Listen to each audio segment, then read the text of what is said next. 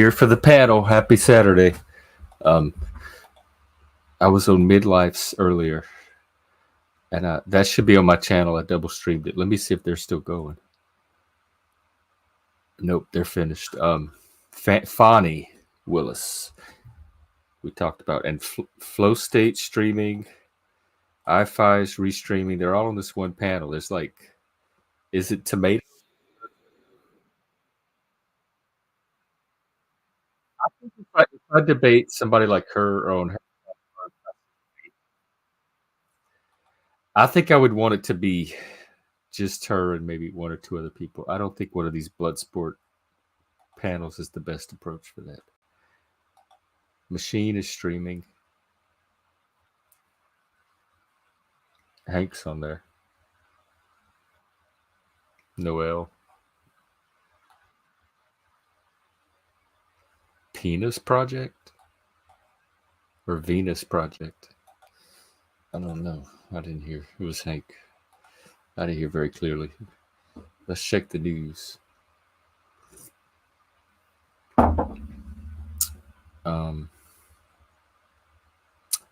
Nothing. No news.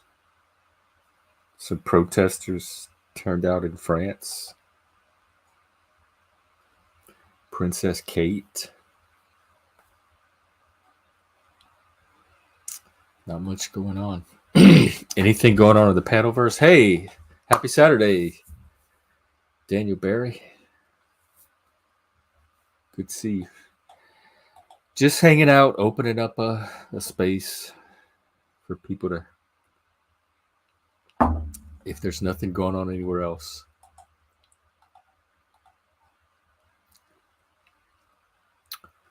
I didn't do that.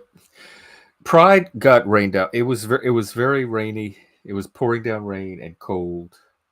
And me and my roommate talked about it, and we both decided that we were just not motivated to try to go out in that. So the Pride thing did not happen. I don't think I missed anything. I looked at the Facebook comments and the schedule, and it was like drag queens, and it seemed more geared toward younger people. So I don't feel like I missed anything this year.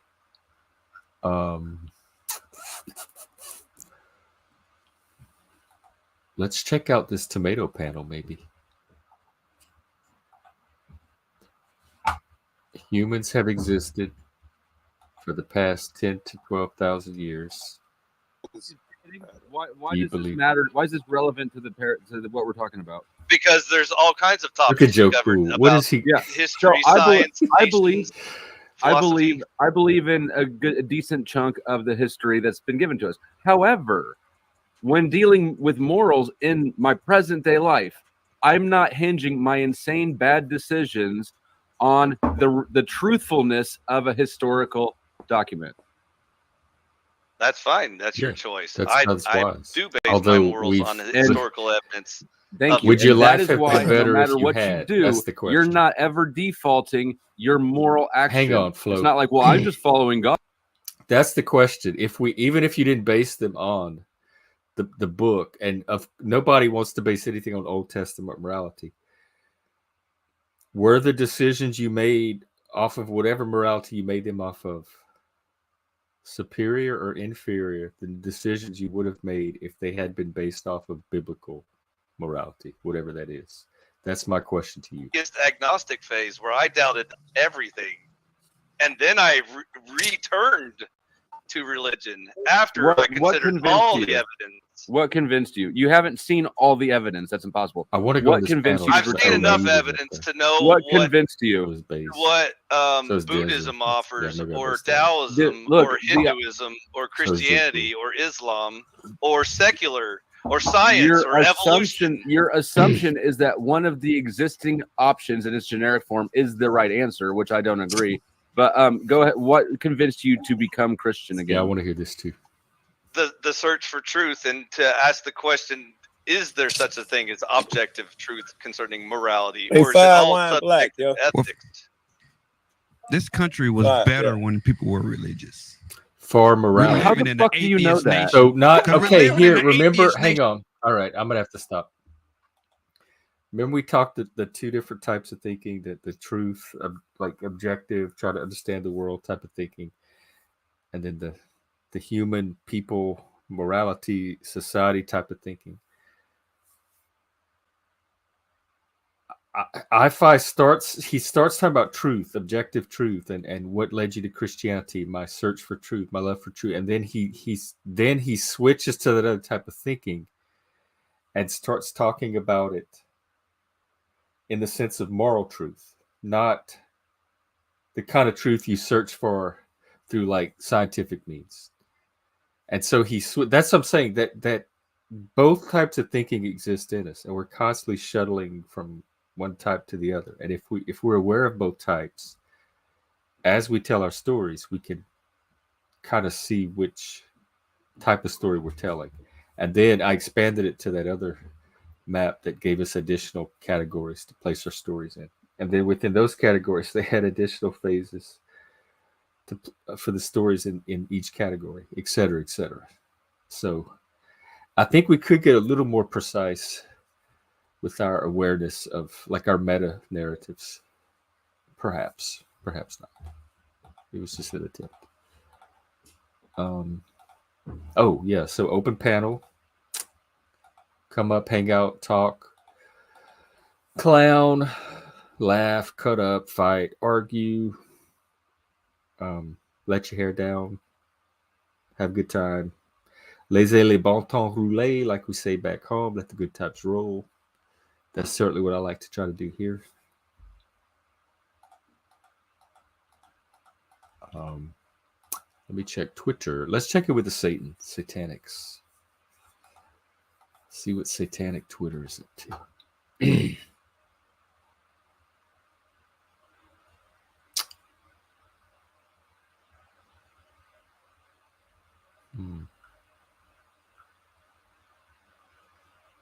Oh, okay. Let's watch this, because this is okay. This is a clip of Shane Bugbee and Zach Black. I was part of Zach Black's.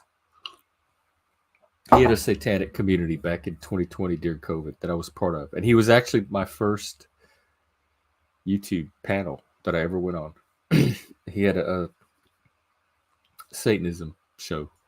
And Shane Bugbee is a very prominent figure in the satanic world. And he was involved in the initial foundings of the Satanic Temple or something. So there's a little clip between them that I want to take a look at.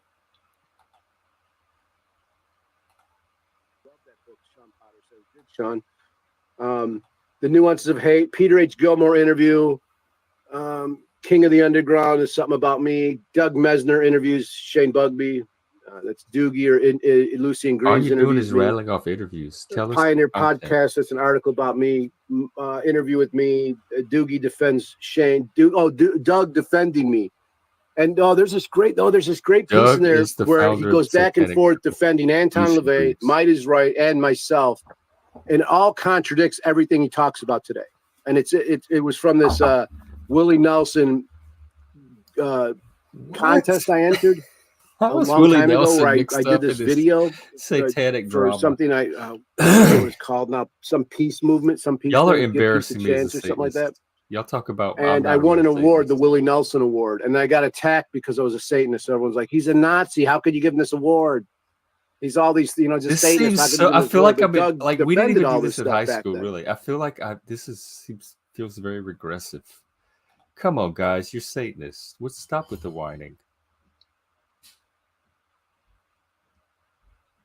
Okay.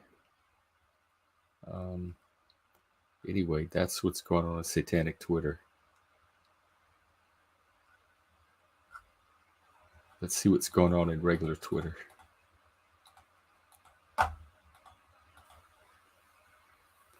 Donald Trump at risk of losing Florida, polls suggest. I don't care about any of that stuff right now. It's way too early.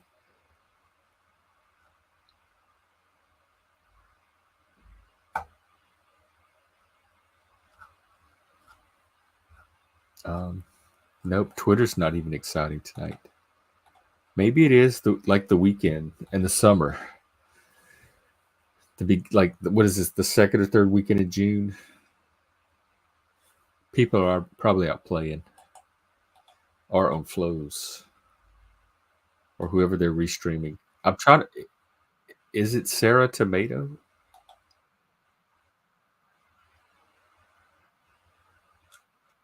Who are they restreaming?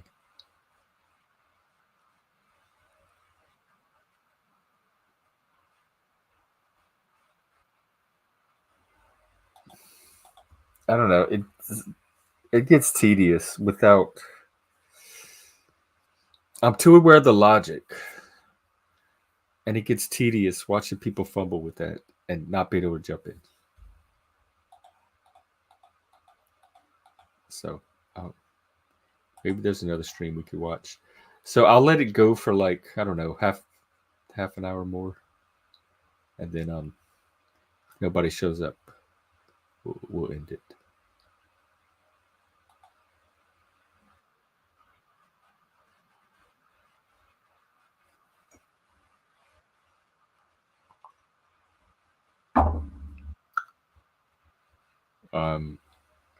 Nope, nothing interesting there. I don't know, guys. It's a slow night in general in the Panelverse.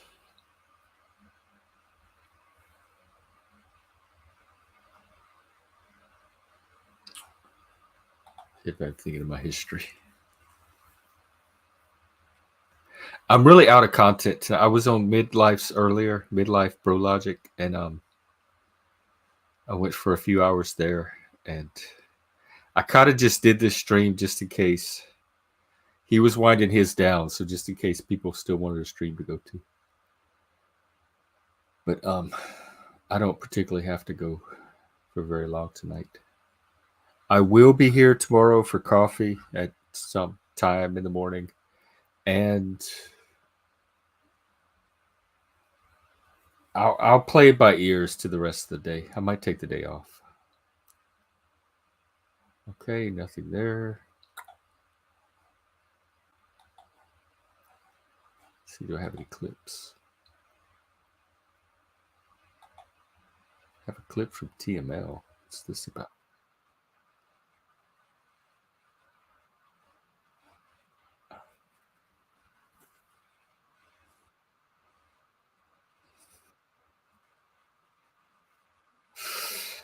All right, y'all got to see this clip. This is worth playing. This is, I don't know what it's from. It's from a while ago, but I forgot all about this. Okay, watch this. Is it this? Yeah. Yeah, the only person who's legitimately allowed to just stay in the chat and criticize this panel, although I have been letting it happen all night, is Gen X Jeff. Gen X Jeff can be as negative as he wants to. I feel like before God created Adam, he created Gen X Jeff, and he just asked him, like, what do you think of this beautiful creation? And Gen X Jeff went, is this it? Is this all there is? I'm gonna go do something over there. Just leave me alone. I'm gonna go see what the Eve only and Adam person do it in the garden. Oh God. I pretty much crawled under the table the first time I watched it. I did a little better today. I even kept my head up somewhat. I gotta own that shit. That's the Satanism. So yeah.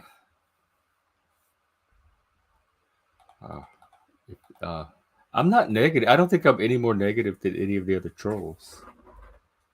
I just have a little. When the part of my brain that types and writes is not the same part that thinks and speaks, like on a panel. And so my fingers are just go. I'm just following wherever the fingers go, and they can get sassy. Remember, I was an AOL chat addict. I cut my teeth. That was my entry into the internet for years, is typing in those chat rooms. And I only type with two fingers. I start out with one, and I hunt and pecked and taught myself, because I have dyspraxia, so I could never pick up typing. And so I got really fast like this with the letters. And then I learned to add in two fingers. I learned to do this. And to this day, this is as far as I've got.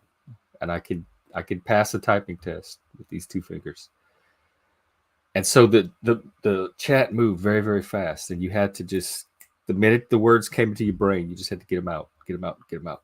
And that's where I picked up my comment style. It's really, that is what is in my brain the moment I type that comment. There's not a lot of filter. There's not a lot of censorship. I do get in trouble in many places, but it's not going to stop. It's a take it or leave it thing. So that's the tea on that. I don't know. Should we find questions? They haven't been very stimulating lately. Oh, there was something I wanted to talk to AI about.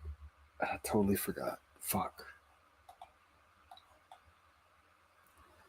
Why don't we play around with the AI? Is there somebody you want to talk to? Like, I know what we could do. We'll talk to a historical figure.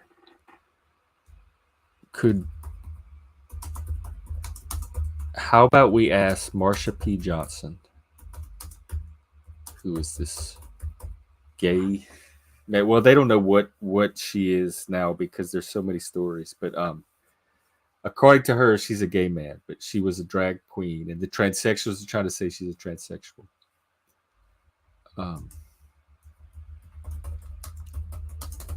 Your role in Stonewall, and they say she was the one that helped start Stonewall.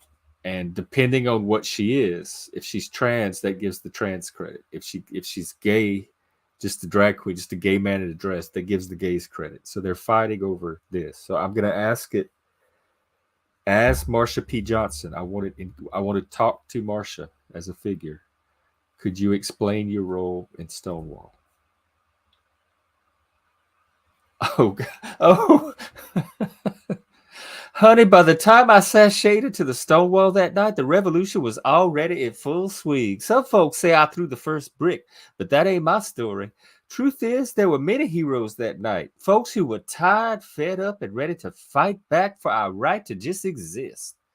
Now, I wasn't there for the fame, darling. Us trans women. Okay, you see what they did there? You see what they did? Hang on, I'm going to say, wait, Marsha. I thought there was video evidence of you confirming that you identify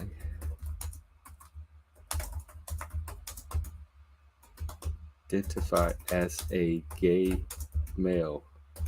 When did you become trans?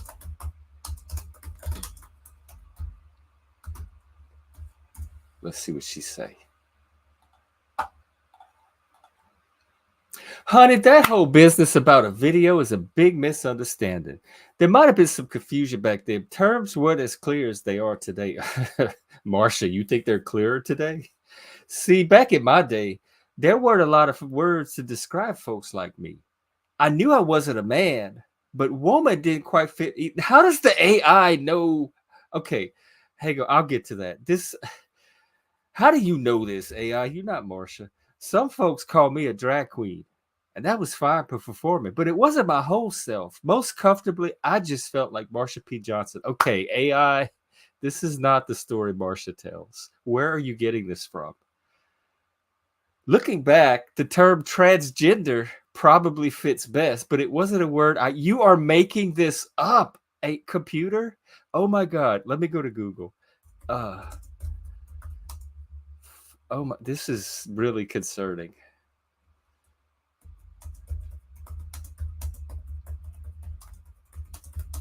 They're trying to, that's what the trans are trying to do. They're trying to claim her like in their category, even though she herself has come out and said, no, I'm not trans. Quit trying to do that. And now they have the AI try to claim her as her.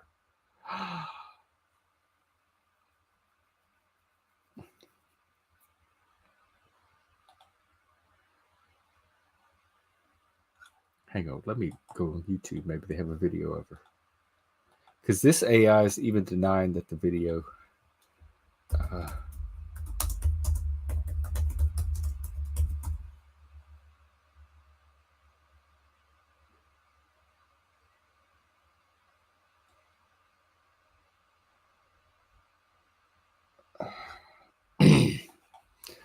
I got to get to the bottom of this. This is going to take some major gay detective work. Okay, I think I found it. I think I can play it. Hopefully, I'll get copyrighted. We'll see.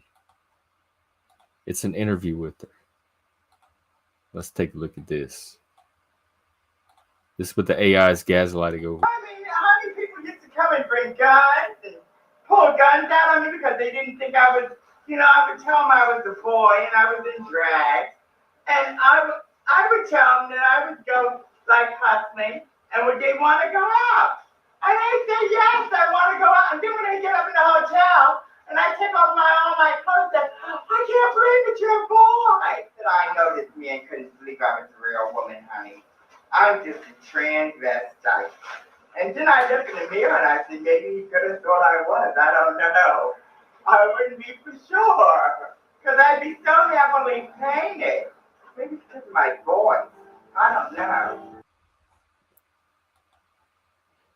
So there you go, AI.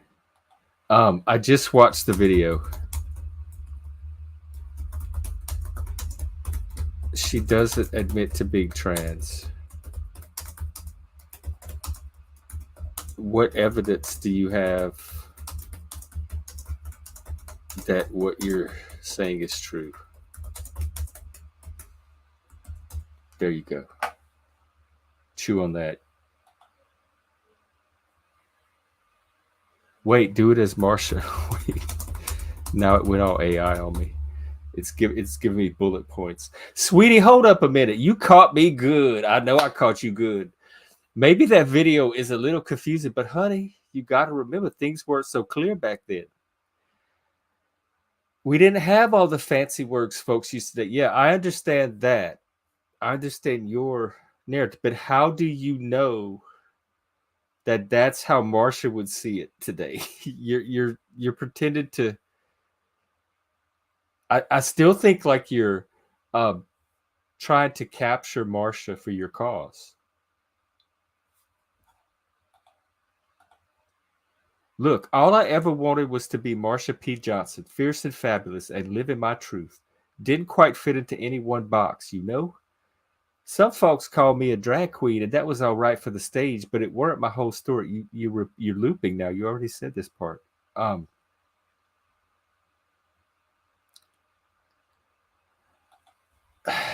So, are you trans officially? Where is the evidence?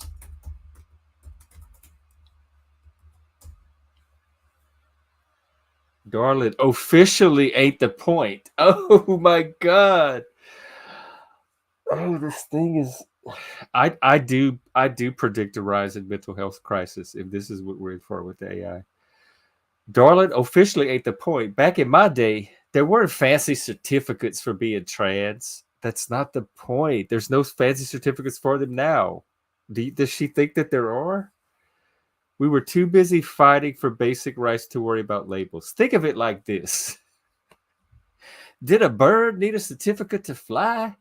Honey, I knew I wasn't built for the same cage as some folks. I like my feathers bright and bold, just like my spirit. That sounds gay, Marsha, not trans.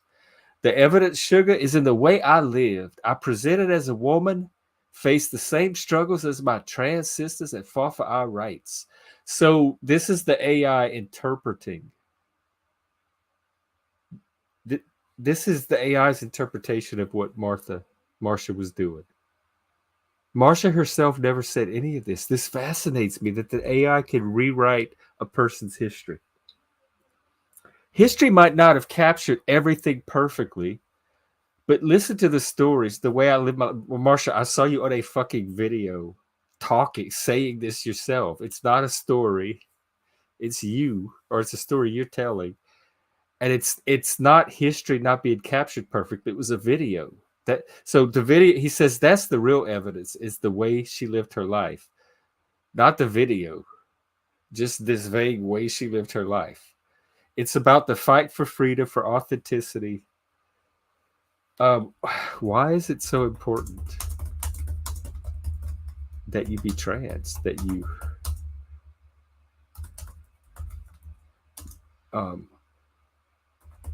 historically you've always identified as gay.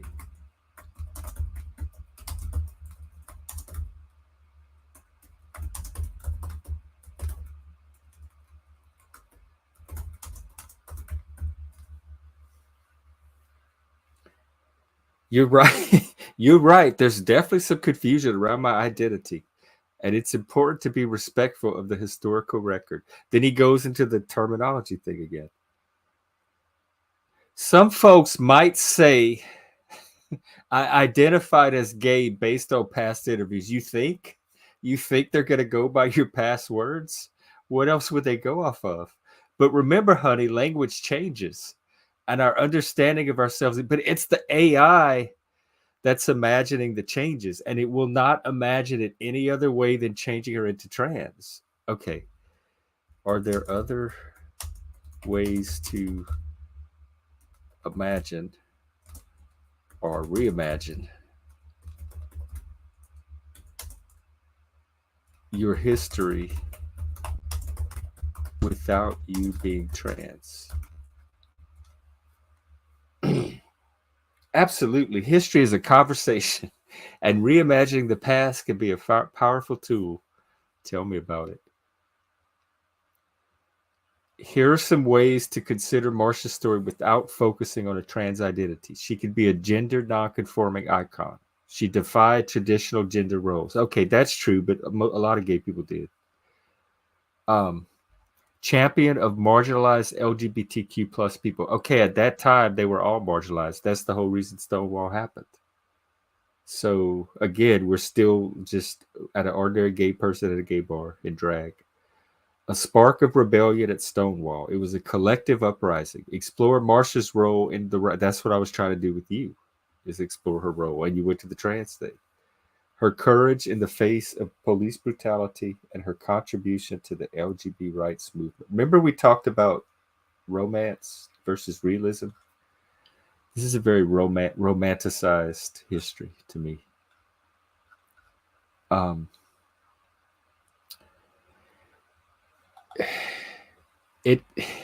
This is where it's confusing, because it says it's important to acknowledge that historical evidence suggests Marsha likely identified as trans. But when I bring up actual historical evidence like videos and interviews, the AI says, oh, just ignore that. That's not the real evidence. The real evidence is these stories and the way I live my life.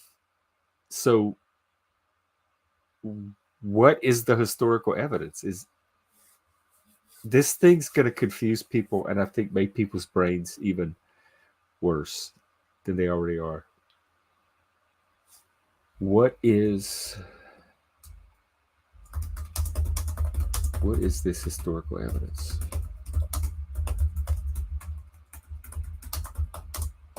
You keep insisting on. Sister. You just dismissed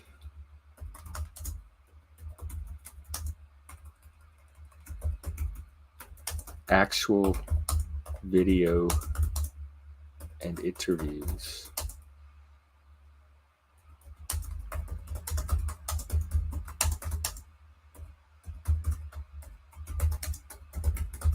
Are the real story.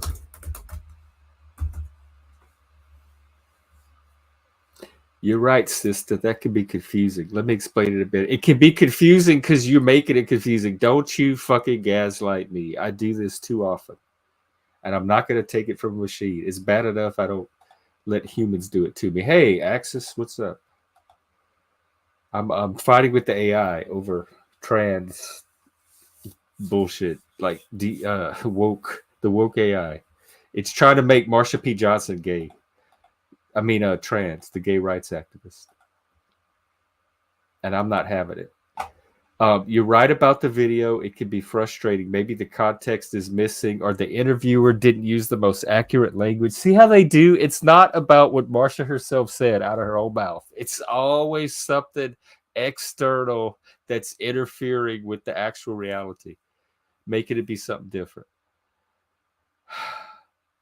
The evidence I'm talking about goes beyond a single video.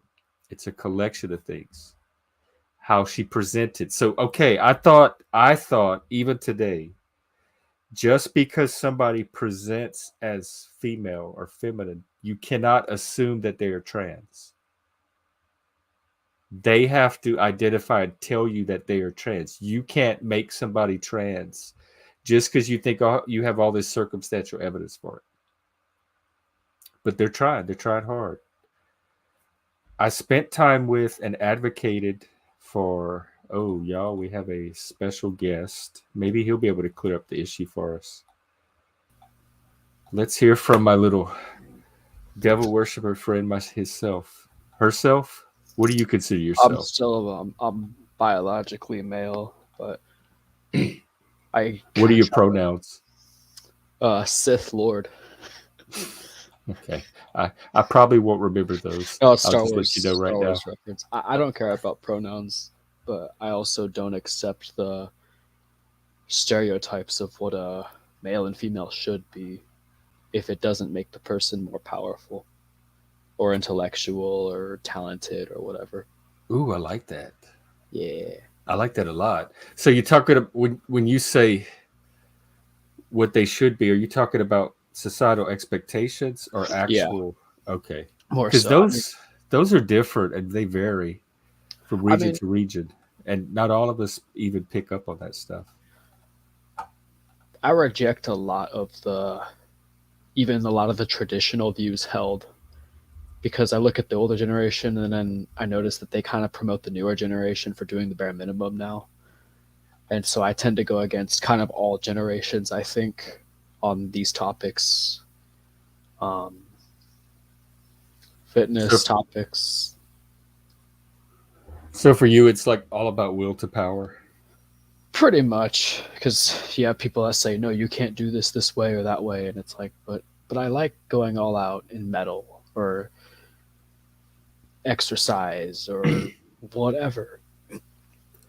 Are people still saying stuff like that?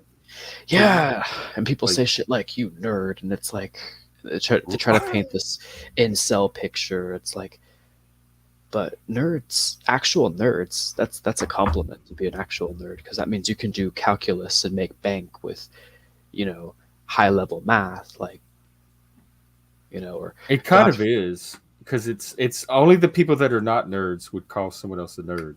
Right, and it's like everyone's a dweeb when you break it down. Yeah, it's like saying I'm not smart when you call someone a nerd. And you look at the stuff people consume and watch today especially, and you have to think, with how much people are surrounded by, you start to wonder like what they're projecting as being a nerd. But it's like, you like MCU stuff, you like all this, all that. I'm not judging people for that, but I look at how most people now are addicted to video games or TikTok, social media, and I'm like, didn't nerds make that? And also, a lot of that stuff like is really dweebish, TikTok, all that. I don't know. I don't think it's the right terminology. I think. Well, yeah, I was going to ask what the difference between a dweeb and a nerd was. Because you got geeks, a lot of people aren't even smart enough to make these distinctions. That pisses me off. You have your dweebs who are kind of just like really dorky, but without the intelligence, without the redeeming qualities, and then you get like your dorks. So like someone who might act a little odd, or it's hard to. I don't know the definition off the top of my head. A nerd dork. But then you have a geek, I'm probably more like a geek with how I talk on my channel. Embrace this bullshit character from this film and then unironically actually be successful with it or whatever. Become this persona, that persona, chameleon with like Hollywood shit. I'm every single villain in every film. But then you have your nerds, who are like a calculator, can running the logistics, all that shit. Get a nerd into the dating scene and they'll start doing the logistics of like looks maxing, like Wheat Waffles. I don't watch him. Oh, I've heard of him. Yeah, but I'd say he's a nerd in the Black Pill community. Is he unlayable for making valid observations in some things, not everything, but there's a whole spectrum. But most people think nerd, not nerd, and what they think is a nerd, they kind of are. That's why I'm like, I do notice that hyper intellectualism tends to have a negative effect on people that are not hyper intellectual, and it I don't know what to do about it, but I notice that reaction quite often. Pisses them off, dude, because we see like way it like just frustrates them, or like too many questions, or too many big words, or too many complex abstract thoughts, and I think it just tires them out, and they develop like this resistance or alienation from you at that point. That makes sense. If it tires them out, I see that. That explains a lot. Yeah, because people think, "Oh, you're cringe," and it's like, yes, I unironically like emo shit, goth shit. Do they still have emo? It hasn't morphed into something else yet?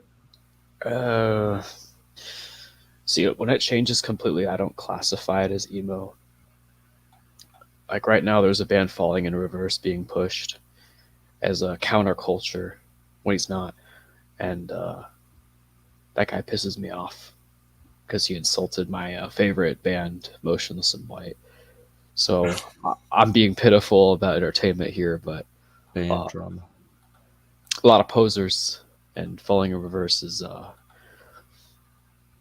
they're not even every genre they try to imitate, they make like the worst imitation of, and then they get pushed as rock culture. What's the favorite band? This is the band that made the comment about them. He dissed my favorite band. He called Motionless in White a trans version of Breaking Benjamin, which, I mean, isn't necessarily entirely wrong, but that band's still way better than Falling in Reverse, in my opinion. I'm just petty.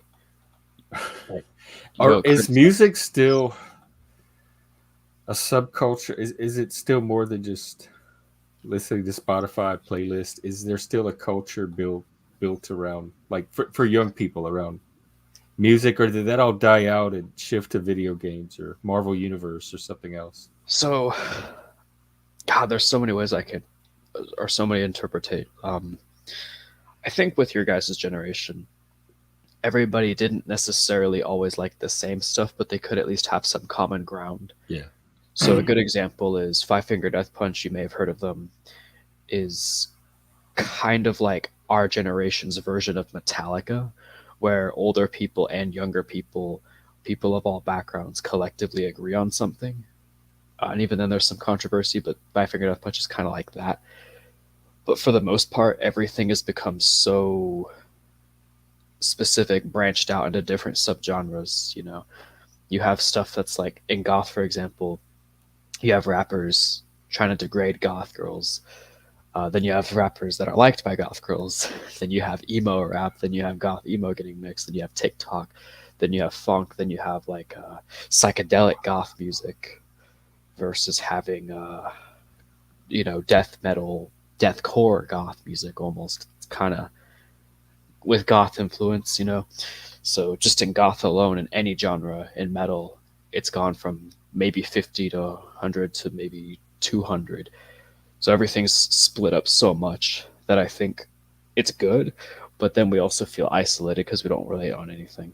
This generation. Each little micro subculture feels isolated. Like the fact that it's all goth doesn't unite all of you. Well, I'm just saying goth is an example. This is with any genre of any song. So this fascinates me because there were like maybe 10 categories at the record store growing up, and now it sounds like there's like 200. Y'all have 1,000 identities to choose from. We had maybe 10 or 15 to pick I'll name every metal genre I think I know. Oh my god. Acid, death. So I'll start from classic. I'll start from blues, jazz, classic rock, hard rock, metal, groove metal, heavy metal, metalcore, black metal, deathcore, electronic metal, electronic rock, techno metal. I like to call this acid metal for a band called Meth Witch. It's good for anxiety attacks. Trap metal, rap metal, groove metal. There's so many more. I'm just naming a few, like goth metal. And like, how many bands are in each genre? A couple of bands, a couple of really good bands in each. Oh, at least like 5 or 6 that I could think of for a lot of those. Maybe 10. Japanese metals. I used to listen to Japanese, a lot of Japanese. No, Japanese. If you put it in the music, I'll probably check it out. Anime metal, psychedelic. No, it's more like Tool, psychedelic rock. My mind is spinning. It's dizzying. It seems like, and is it mostly through music services like streaming and stuff that you honestly access music? You could find a lot of this on YouTube. Once the algorithm starts, once you like something, the algorithm sends you. You get a whole thing. I found a lot of lately. I've been finding a lot of really good goth music too, like retro, kind of more like 80s, retro, electronic goth music, more cyberpunk kind of goth music. I forgot what it was called. Cyber goth. That's what it is. Like Ladytron.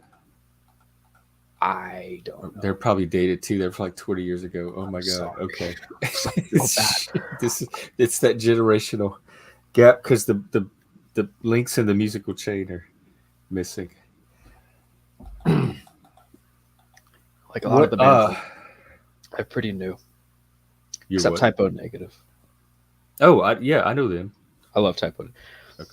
They're alternative goth, but I love them. There are some. There's still everyone's still some musical bridges. Yeah. Anyone who doesn't know Typo Negative but claims to be like big into rock, fuck them. That's how I didn't realize they were so. I'm looking at them. I didn't realize they were so late. I thought they were earlier than they actually were. They were late 80s, like just around the time of Nirvana. Yeah, I lean towards cyber goth and psychedelic goth music and industrial goth. That's more where I'm at. Do you like Attrition? I'm sorry, I don't know enough bands. It's a British, kind of goth dance group, and they make they're some of my favorite satanic music. I need to look into them. My main genres are death metal, anything from black metal to deathcore to industrial. Usually I stay more in kind of the metalcore, blackened death metal on the verge of deathcore. Sometimes I cross that bridge, and I'm more in kind of the electronic EBM agrotech. This is like early 2000s. Do you make music? I scream. That's about it. Oh yeah. I'm really mad at Falling in Reverse. I want to make a diss track on him. He's been pushed in the algorithm more than politics have, and I don't like him. Who is it? Falling in Reverse, Ronnie Radke. Oh, that's the one that insulted your band. Yeah. Chris Motionless inspired the hell out of me, so. Post-hardcore. I used to listen to hardcore. What's post-hardcore? What is hardcore? Well, in our era, it was like Black Flag, Minor Threat, like the skater punk music that was coming up from DC area, the East Coast, and then California had a version of it too. Like punk music. Very late 70s, very early 80s. When we hear punk now, it's really subjective. Like Scold is a little bit older, I think like late 90s. He used to engineer Marilyn Manson's music. He was the kind of mastermind behind a lot of Manson's older instrumentals that helped him blow up. He would be considered punk now in the description, at least according to Google. But so, because punk itself, like real punk, only lasted about a year or so, and it's in contrast to classic rock, which like took serious musicianship to play, and punk was different chords that like anybody could pick up and learn. So it became used for like any style of music based on the punk chord style instead of the classic rock blues based style. Yeah, Axis. Axis, you should come up if you want. Yeah, Axis is cool. You would like his channel. Let me put it in the chat. Axis has a band, or used to. Just for the record, my bias or preferences, I'll check it out. Most of it stems from 2010. Ooh, that looks cool. I like the toxic. That's nice. Kind of more listening to it right now. Some kind of the electronic industrial vibes. It's cool. You said something about the 2010s. Yeah, I'm a very 2010s person, culturally speaking. What is the culture there? Like, so 2010 really pushed the envelope. Even pop artists were kind of jumping on the electronic music bandwagon, and even they were kind of experimenting. Lady Gaga, you know, death metal was starting to move into deathcore. It was starting to reach its peak. There's some harder death metal bands now, but they're really far underground, and some of them merge with AI, so they put like songs on steroids, but that's really rare. So I like 2010 because that was the time when like Underworld was being pushed more, you know. Halo was kind of getting bigger. Sci-fi, I really like it for its sci-fi stuff. You like Halo? I like some of the concepts in it. Like I like the horror Babylon, Cortana, AIs, tattooed blue holographic, kind of almost like goth influenced, you know, machine. And Joan of Arc is Master Chief, and the Covenant are like the biblical and enemies to humanity, right? You know, Forerunner are like the AI. So I'm all about the sci-fi stuff mostly. I miss the older stuff, like when Star Wars, the prequels were coming out. You know? So you're a child of the cyber age or digital age? I would say so, but I try to stick to like influencing it more than being influenced by it. I try to actually contribute to it, not just consume it. I really miss the 2010s. It still wasn't great, but artistically speaking, stuff was booming. I think because you're seeing it from your, like you're seeing it from the level where all the youth are making the music now.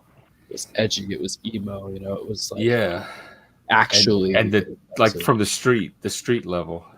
Maybe. And 2010s for me was like sitting in an apartment watching Netflix and Hulu and listening to the latest artist on streaming, and it wasn't this like hardcore musical subculture time. So to hear that all this was still happening out there. Oh yeah, Suicide Silence. Hey, Rip. Mr. Axis. Oh, wrong second. No, go ahead. Suicide Silence. Rip Mitch Lucker. That dude died in like 2012. He got deathcore flying, dude. Crazy ass dude. Crazy motherfucker. Do y'all have like, because growing up we would like meet in person and hang out like at the mall or coffee shops or something. Do y'all have like online spaces that music fans find each other and form connections? Mosh pits, metal venues. So still in-person events? Yeah, we still do that. There's still, for like popular rock bands of any spectrum, from Metallica to Slaughter to Prevail, goth venues still do it. I haven't seen many goth venues much of that, but Texas, you were a goth, weren't you? Oh yeah. I come out of the industrial Rust Belt, and yeah, that's why I got hooked up with all my kind of industrial metal, goth, dark. You know. Yeah, I think. How you doing, Jeff? Oh, I'm pretty good. Just chilling. Hear that. My is this the young gentleman we have here? Huh? Is this the young gentleman we have here? Oh yeah. Have you met Hydra yet? He showed up the other day. He's an actual Satanist. All right. Hey, good to meet you, brother. Hail Satan. Hail Satan. Yeah, we had a fantastic conversation, and we're gonna continue to have conversations. I think we're gonna do one on Satanism and sexuality. I got a couple of other topics we were gonna try to tie in, like transhumanism and something else. I do have to go in let's say an hour and a half, just as a heads up. Sure. So I'll probably get off in about an hour. Yeah, no problem. It's gonna go as long as it goes. Hey, midlife. Yeah, I would say industrial really kicked it off for a lot of scenes. I would say industrial is kind of the starting point of going from rock to metal and AI stuff, and bringing goth culture more into the scene, bringing electronic experimental elements into it. Rammstein, classic.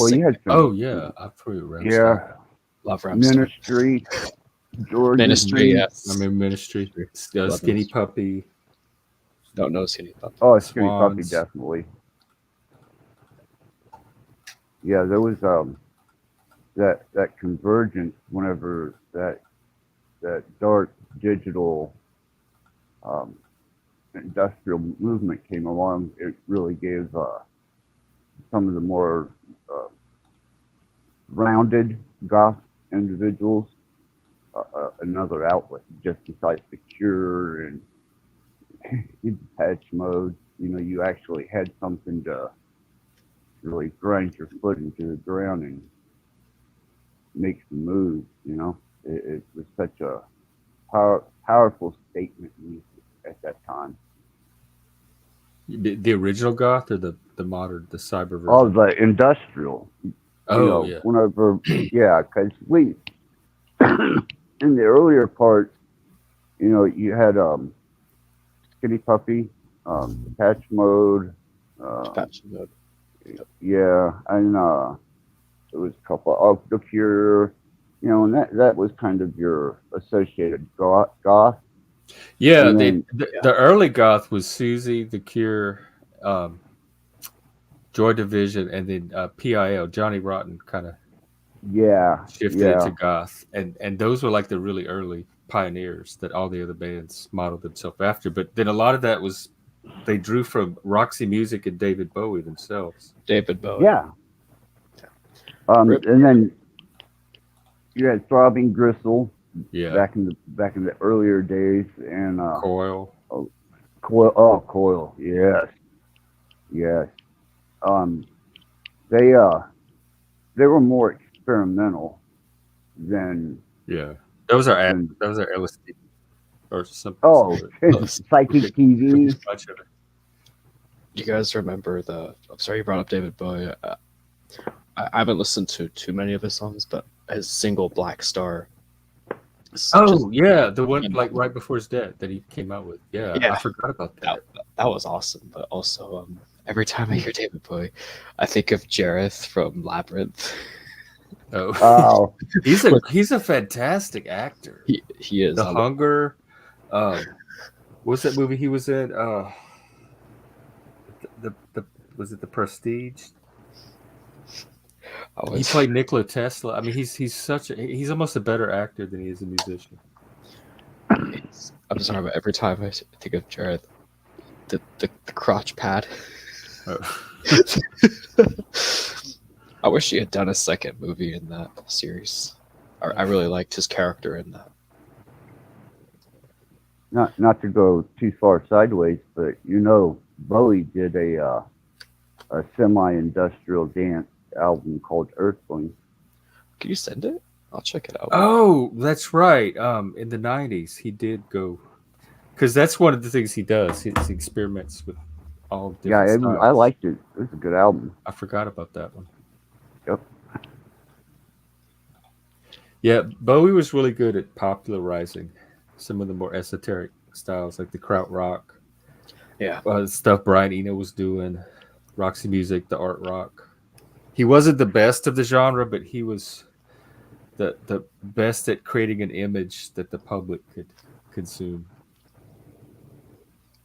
I think he was very cutting edge on his approach to self-expression. Yeah. Yeah, he was. Zarathustra's Serpent has a whole series on David Bowie and his significance to modern culture. Like, especially around like finding your identity. But then identity's not stable. It's going to keep changing throughout your life. So it's constantly finding your identity for that moment and maximizing whatever you can do with it until it's time to morph into a new one. Yeah, forward-moving potential, personality. I think that's part of self-development. Yeah, personally for me. I think for me, I'm very fixed. I have a very fixed personality. So the biggest challenge is how do I keep reinventing the dark side of myself and remaking it in new ways? Because this world constantly changes myself. So it's like I almost have to become a person who routinely breaks down and rebuilds myself. Yeah. Or society does. So I can, like, by evolving, by changing, almost kind of come back to myself again and again and again. But oh my God, that's everything. I'm not going to channel push, to infringe on Jeff, but I binge and purge, and my channel has got all my latest music and some of my older music, and then the live streams. I go through a lot of binging and purging to reach broader states of mind, and I try and encapsulate that in some of the conversations. So, sometime you might want to check that out. We get pretty deep into things, especially forward progressive movement of self and knowing yourself. Yeah, that's the same kind of stuff that I've been talking about on this channel. Like the disintegration when that social layer disintegrates, and a lot of times it's through crisis, and then using that to get to the next level of development. It's kind of like it's the acorn to oak, and each little phase is a ring in the tree. When you cut the trunk, you can see the phases of growth. Right. Well, I've been promoting your channel. I haven't been on a lot here lately, Jeff, but it's no secret that I promote your channel, and I don't know if it's done any good yet, but I've got some things in development that will shed a lot of light on some channels, like your channel, my channel. I got in with a college professor, and then my in-home health care. She's got a couple degrees that she isn't using, so she's going to start co-hosting with me. Oh. And she's been in the medical field for a real long time.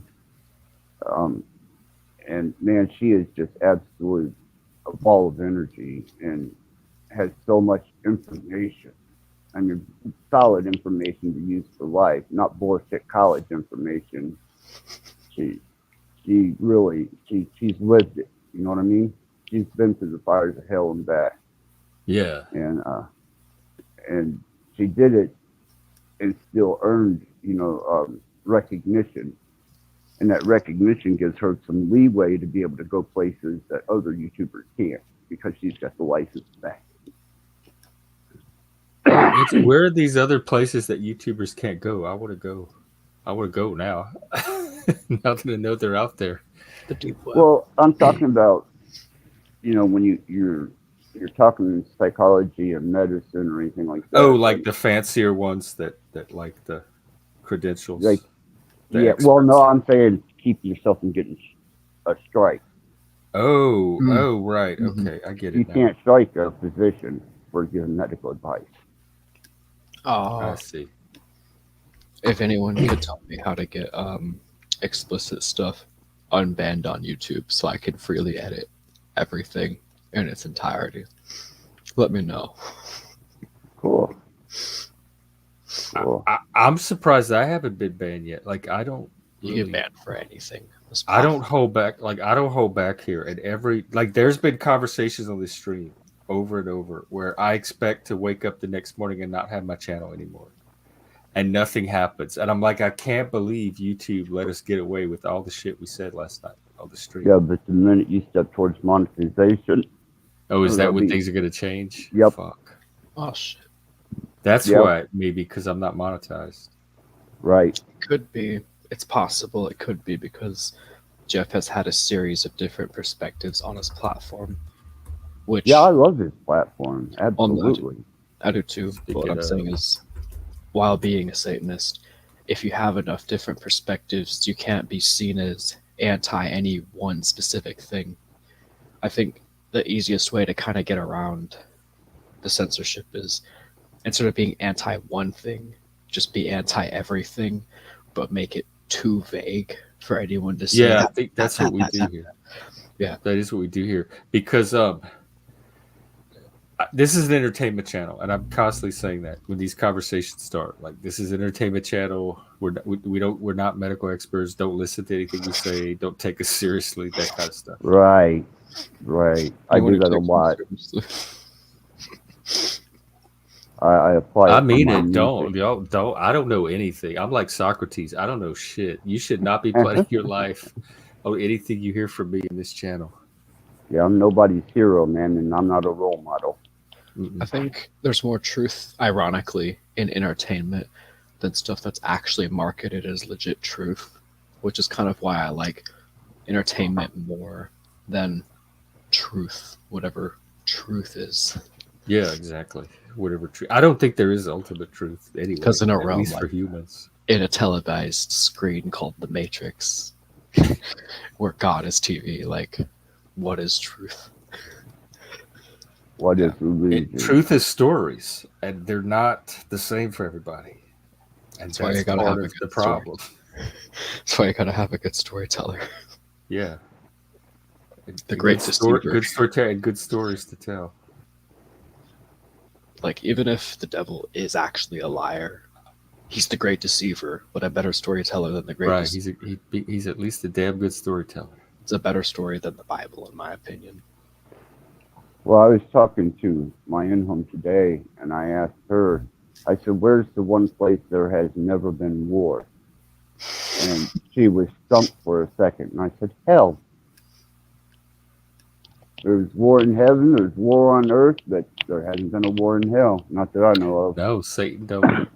He runs a tight ship, and part of that, just as a Satanist, is because we know how to work our shit out, like, as it happens with each other. Like, we don't shy away from conflict or confrontation. So that stuff is constantly getting resolved, where it doesn't build up into a war.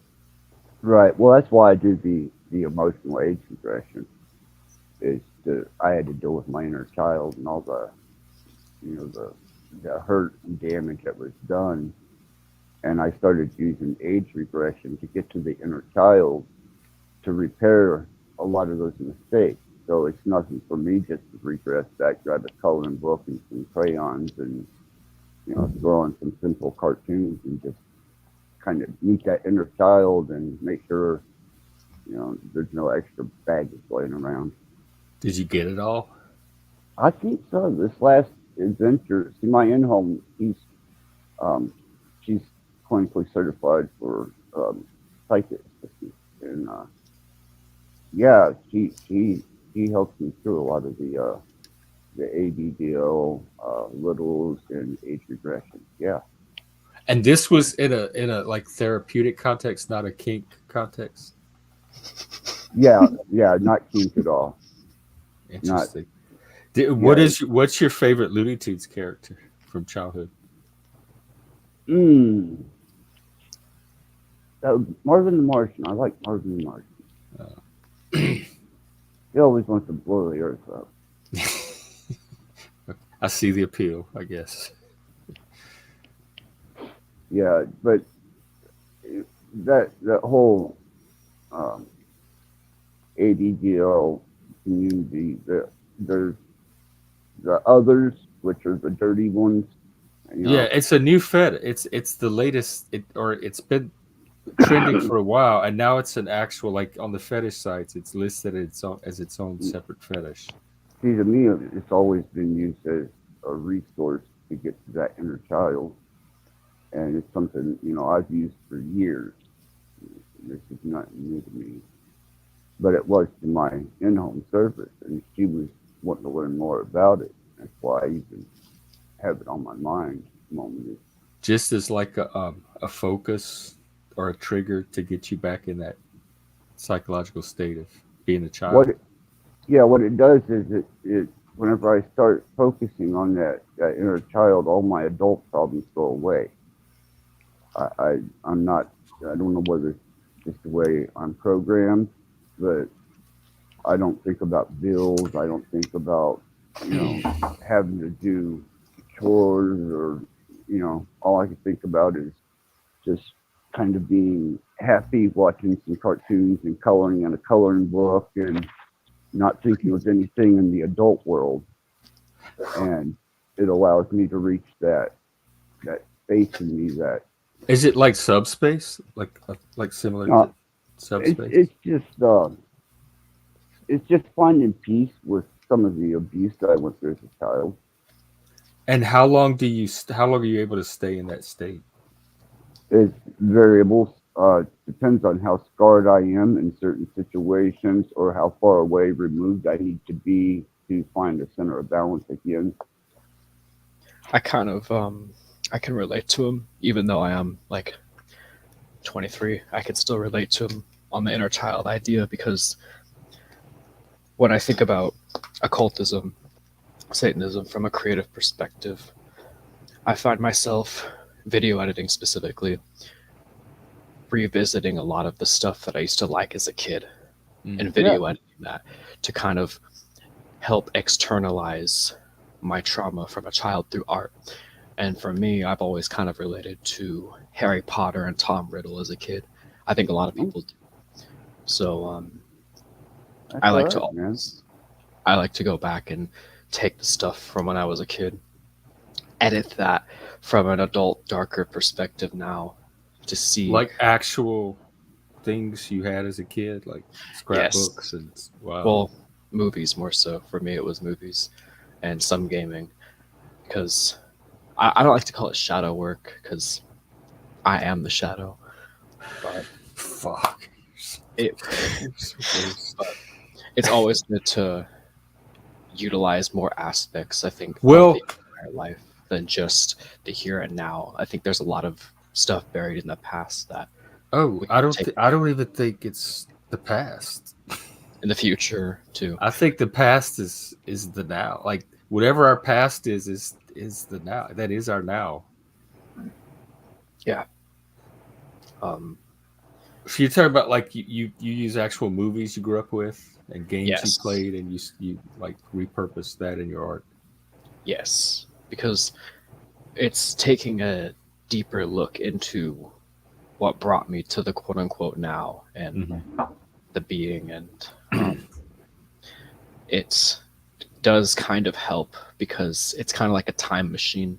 I look at 2020 till now as in the future beyond as kind of a irreversible scar that's been afflicted upon us, and for me at least, to keep myself out of kind of this era, not assimilating into 2020 in the stance and right and that's society. Important. I go back in time to when things were different, and I keep myself in that era. And when I do try to go into the future, I go into a cyberpunk future in my head. But not the real modern future. But anything but the here and now. As far as like the world, as far as me individually, I'm always trying to do stuff here and now. But otherwise, I'm trying to stay out of this TikTok generation, and I'm trying to either be in some future in the cyberpunk. I try to live and think as if I'm from that future. I try to act as if I am. Be that character. Hydra, you would definitely enjoy, and I'm not trying to step on you, Jeff, but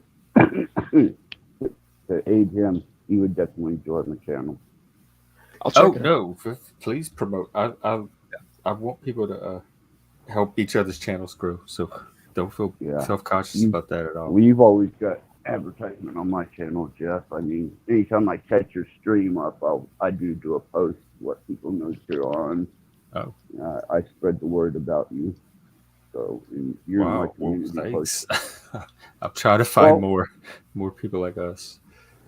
Yeah, I like I said, I appreciate this platform. Anything to get out of this generation for me.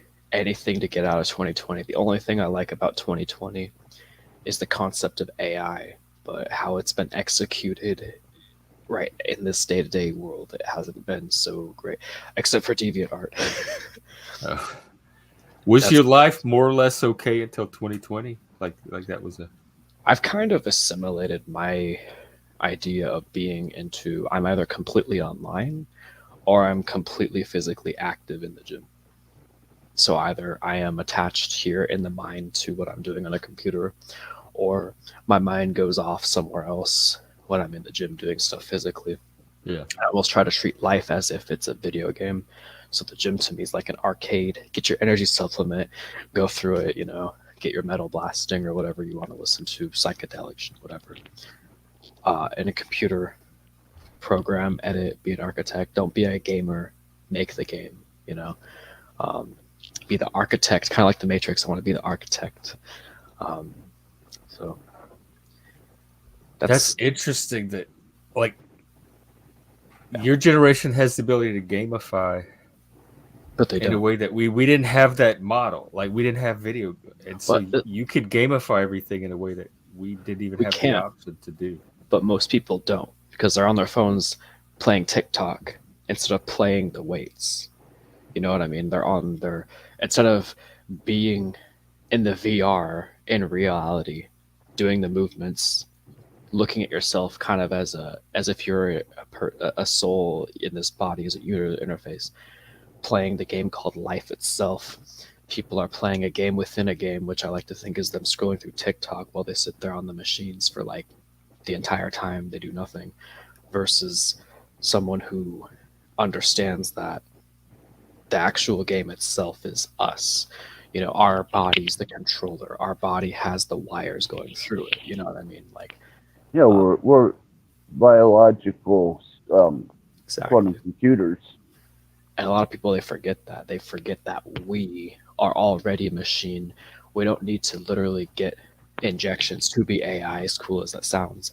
To be like AI, we are already kind of, I think, the best machine around right now, as shitty as humanity is. With us being biological machines, all you have to do is present the right chemical, the right vibrations, or even energy, and you can take that biological machine and push it to the absolute limit.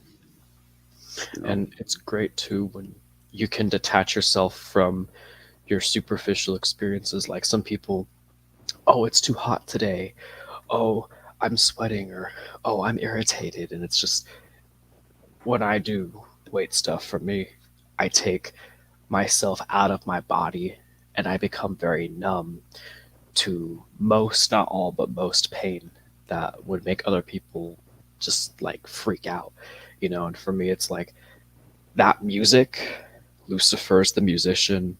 Once I put the AirPods on, I'm in the Matrix, you know, the actual Matrix. I plug in, and it's that shift in perspective that makes the entire end of music blasting. Yeah, and that's chemical and bioelectrical stimulation to the brain, depending on the music and what you're receiving from it. It stimulates you just like a drug. I think of it too as if we're almost, I'm a fixed person and my motives are pretty fixed, but in terms of how I attain those things, I think as if I'm in a passive state. I'm here, but I'm really not here. You know, my mind is somewhere else, and I'm almost undetermined potential state of. Well, in that way, I'm unconscious and I'm dissociative. I'm because if I'm too conscious, if I'm too aware all the time, if I can't narrow something down to set my sights to aim at something, then I can't know where to shoot my arrow to hit its mark. Yeah. And I think, and you're able to like reassociate when you need to. Yes, but I think most of the time, I think we have to have that laser pointer vision kind of, and in that way, we have to be able to see through a far tunnel and have that laser to initiate, to fire at our objectives. And That's kind of like tunnel vision, but it's like a really far spanning tunnel vision that cuts through everything to go straight to the objective. So it's kind of confusing, but no, I got it. That sounds very useful. Tunnel vision that sees centuries into the future, I think. Oh wow, that far. Isn't it? As a theoretical example, I don't know. I try to think, like visionary. I try to visionary. If I could, if I could be something right now, could I be something centuries in the future? What would me or kids I have, extension of me, whatever, as narcissistic as that sounds, I'm an extension of my parents, whatever. But how you think through time, like across time. Exactly. In addition to the present, there's like the dimension of time. Yeah, I do the same thing. It's called diachronic thinking instead of synchronic is when it's one single moment that you're focused on, and diachronic moves through time. Like if we're in a universe or one dimension, this dimension, that, I think of it as the grand cosmic guru, the lying one, the one that's trying to get me to convert to the light, to force me to be Abrahamic. I'm trying to not just pierce through the forehead of, say, that Abrahamic entity. I'm trying to go so far through it that the knife extends and stretches and stays the same size, and just goes through so far, goes through a black hole, comes out of another dimension, that goes through the thing again. It keeps going through other dimensions that send it back to here, and it keeps going through again and again and again. I'm trying to think, like, imagine quantum state. You what? Every quantum. Exactly. It's like a giant hydra. Just there's an entity trying to convert you to Abrahamic religion? Well, I'm talking about like, or you feel a pressure? This world around us is very like pseudoscientific, and that could be taken subjectively, but I'm talking about that it is. I'm talking about the light, the anti-demon shit going on. And they're always trying to, like, we're like plants with the foundation, and they're always trying to pull us from the ground. It's like, no, I'm not coming out the ground until I can shoot up into space. Until then, everyone be patient. Then I'll have my ascension. But until then, I'm like, no, I'm in hell right now, because they think they're above us. They think, oh, we're in the clouds. Like, fuck the clouds. I'm in space, But I'm not gonna go there yet until I want to.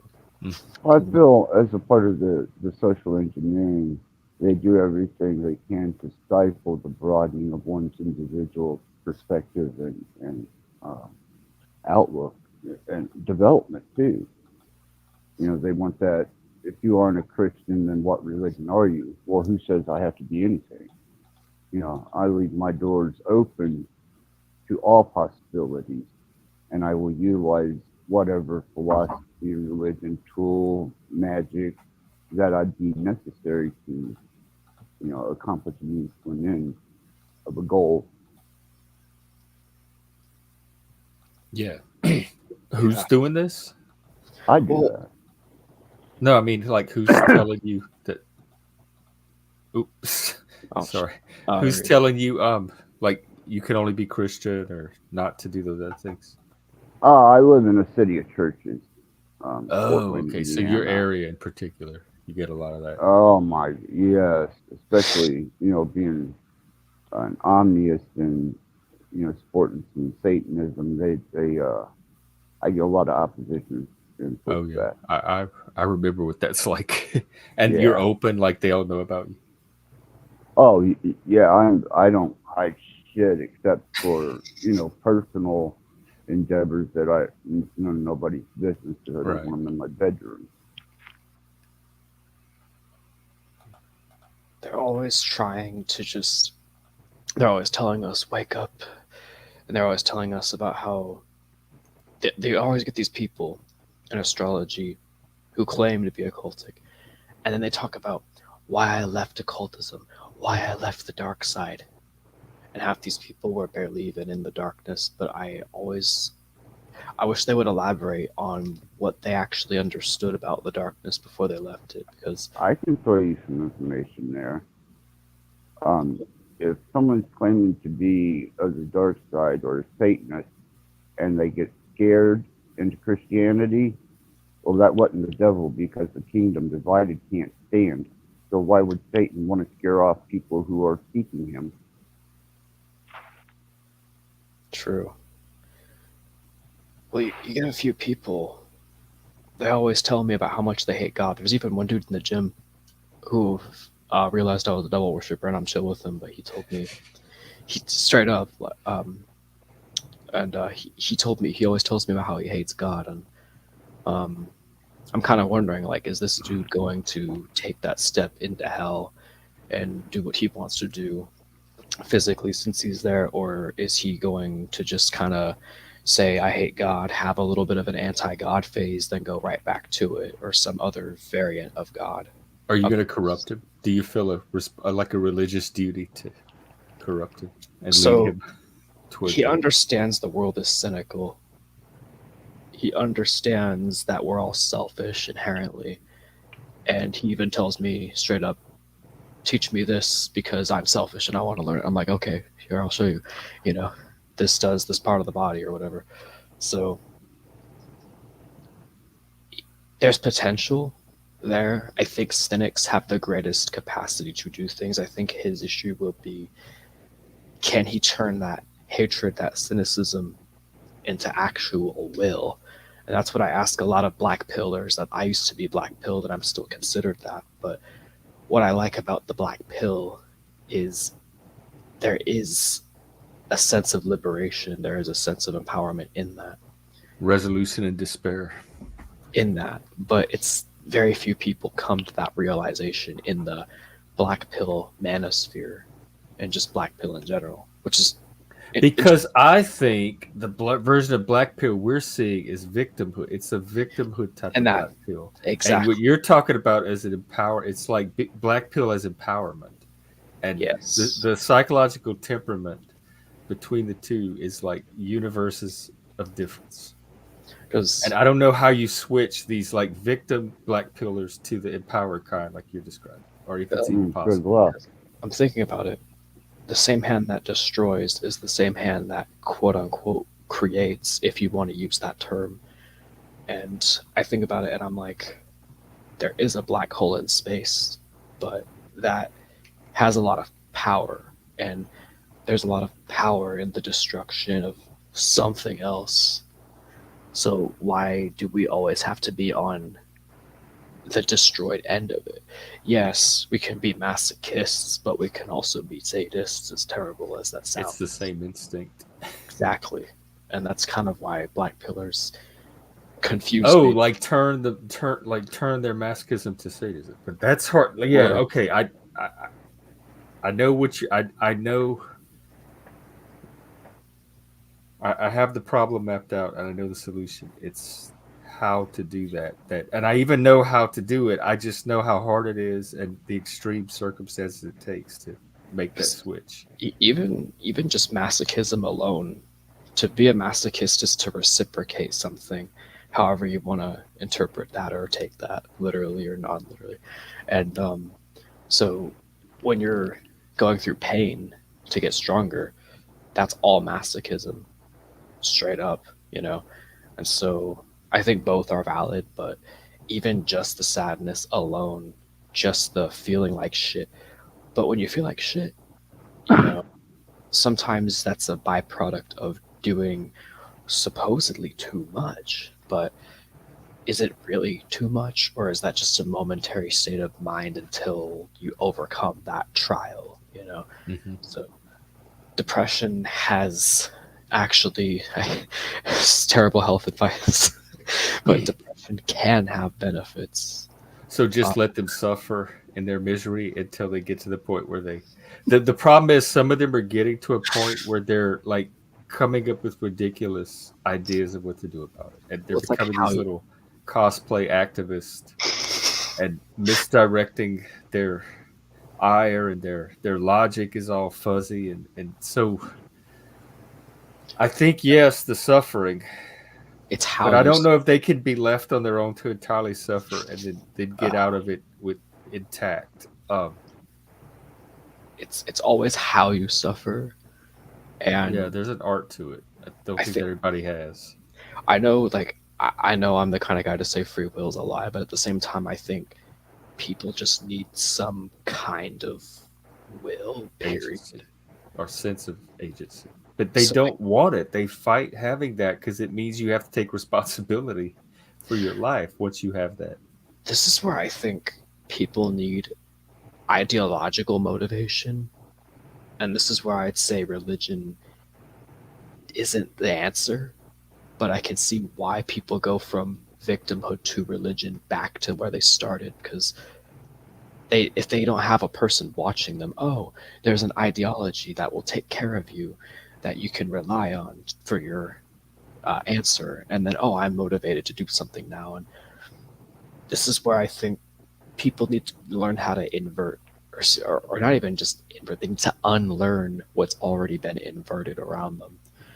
So they can go back to having a belief, having an ideology, but not one religiously controlled, because then they will ideally one that they choose for themselves too, that's more in line with who they are. And I'm saying this, they have an ideology, they have a sense of belonging, or at least they have a sense of being able to do something and actually prevail at it. They have some sense of not hope, but almost certainty that they will go on. I think that's what people need. But is that what they want? And I don't know if they want that. Every time I try to give it to people, help people find that, I get all kind of resistance and pushback. Like, I don't think deep down there's something about a lot of people that resist that. And it's hard too, because you get people who talk about fitness, all this, all that. And I think, how can someone learn how to do a double front flip and land it on a spring floor, even if they're really good at, say, parkour? If they have fear in their mind, a lot of people in parkour communities are really weak, if I'm being honest with you. People who do it all the time. I did parkour a little bit.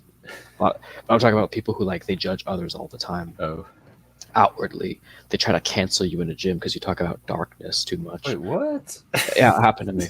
And people in weightlifting too, and I'm like, how are these people who have all these, who are this judgmental, how are they going to ever do what they want to do if they can't even free the mind? Yeah. You'll never free the body if you can't free the mind. And they're going to get left behind by everybody else that can, that are ignoring them and doing their thing. The ideology, because they're trapped in that ideology.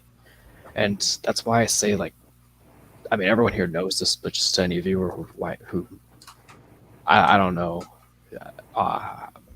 if this is already obvious or not, but that's why I say, like, when you tell people they can't have darkness, you pretty much restrict every single thing you possibly could have that's going to prevail from them. It's almost like you will inevitably succeed if you just forfeit the light. And people are like, no, I have to have the light. And it's like, but this is like certainty. Like, you cannot possibly fail in darkness. You don't think? I don't think so. In true darkness, if you are of all darkness, like, as much of darkness as you are is as much power as you're going to be in the things you wish. You know, inevitably. It's just that part that's not devoted to that. That's the only weak link in any person. So, do you think it's possible to use both, or is there power in the light? Light in an illusory state, which is where I'm like, okay, darkness created light to motivate people, so it's light in that illusory state, so or as light's an illusion, or as a byproduct of what you've done in the darkness, which is why people always say you have to go into darkness before you can enjoy the light. So I never stay in the light for very long, or whatever people think the light is, if I have it, but I see it as a byproduct of what I've attained, assuming I didn't. Is that a positive thing? I don't like using that word, but yes. Okay. I try and stay in the transcendental state of balance, and try and weigh one against the other, and utilize what I have to when I have to. What that means, getting damn dark, or celebrating a higher vibration, but I do try and stay transcendental with it as a balance. I want to make sure I'm doing as much evil as I am good. Yeah, I think with humanity at large, we're born already kind of programmed by the light. So, you think so? Yeah, like don't get me wrong. I think inherently we're all evil, but we've been told so much about how good we are, how benevolent we are, that we actually started to believe that darkness isn't even real. If you ask me, I'm going to say the opposite. But no, I never believed that. I was always aware of the darkness, but the light was there too. Like I could be good, and I wanted to be good, and I had no problem being like it. I didn't resist being good, but it didn't. It didn't take away the darkness either. It's like both of them were there. Maybe I'm bi gender version of morality, bimoral. Well, the minute morally fluid. You try and set a standard for the good that you do, then other people will measure you by that standard, and then they will judge you by it, even if it means making themselves a hypocrite. Oh, I just never cared what people thought about me. That's part of it. Yeah, I just it's a social survival skill that I learned. As long as I ain't letting them know where my beginnings and ends are, they can't measure me. Oh, I see. I wonder, like, a lot of this is probably social survival for childhood. Most people, yeah. Well, I always try to think law and order is never social status. And the collective seems to think it the other way around, that social status is somehow law and order. And sadly, there's a lot of people, even in the court system, who are either profiting from that belief or actually believe that too, which is a little scary. Well, they're indoctrinated every Wednesday and Sunday, man. Yeah. For church. I mean, it's not just church though. Like, if you look even in the astrology communities, even in like a lot of religious, even just some of the institutions, like I've come to a realization, as cynical as it sounds, I think I have a disdain towards the living. Now, what I'm saying isn't to be taken the wrong way. So I'm not saying kill humans. What I'm saying is I think in many ways we're already not living. And I think there's a better alternative to being dependent on the idea of life itself, which is why I'm kind of rooting for either return to source or become AI, become artificial, or evolve. Because I think somehow we're going to get out of that living state, but still be physical beings that still do our day-to-day activities. So I think I've come to the realization that I just don't like living. As horrible as it sounds. Well, I love the living state. I can't imagine anything else. Well, there's like a similar state, but this is where I say we're zombies, but we're like aware zombies. If that makes sense. Like, but you don't have to actually will or intend anything. Well, you could though. But what I'm saying is, like, to me, the true free will is like in the unconscious, the asleep mind. But in your sleep, you could still be aware of things because your mind never actually sleeps, but the body does. So it's like hyper aware, hyper evolved, like zombie. That's why I call is this a higher state or a lower state? Is this entropy? Or both. Is this progress? It could be both. I want to be on the victorious end of that. But I call myself Undead Hydra because the whole concept is the snake, Tetragrammaton, is a zombie, but it's undead because it's like it's considered dead, but it's dead. Is it living? Is it in between? You know, it's like it's entangled in that DNA ladder. So it works as though it's living, but it's dead, so it's undead. You know, and that's how I think about life. We are zombies, but we can exploit that state of mind to benefit from it. Like if zombies attained. Because I'm telling you right now, when you get lightheaded, I don't know about you, but I don't feel conscious of shit. But I still keep doing things. If I'm I've gotten like oxy-drop from oxygen intake can give you that feeling. Is that from working out maybe? And yes, aerobicizing yourself. Just one time I was benching and I was trying way heavier weight, and I noticed white dots everywhere from shit, and I was like, oh shit, I'm seeing white dots everywhere. So like, you gotta keep in mind, I'm taking on this perspective from an anti-conscious perspective. If I could replace consciousness in an instant, I would. Because I think that's such a paradox.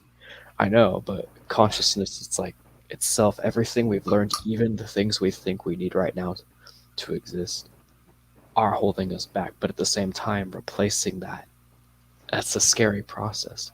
But I'm the kind of guy where I'm crazy enough to explore that. I'm crazy enough to explore everything we know, even biology, bio, life.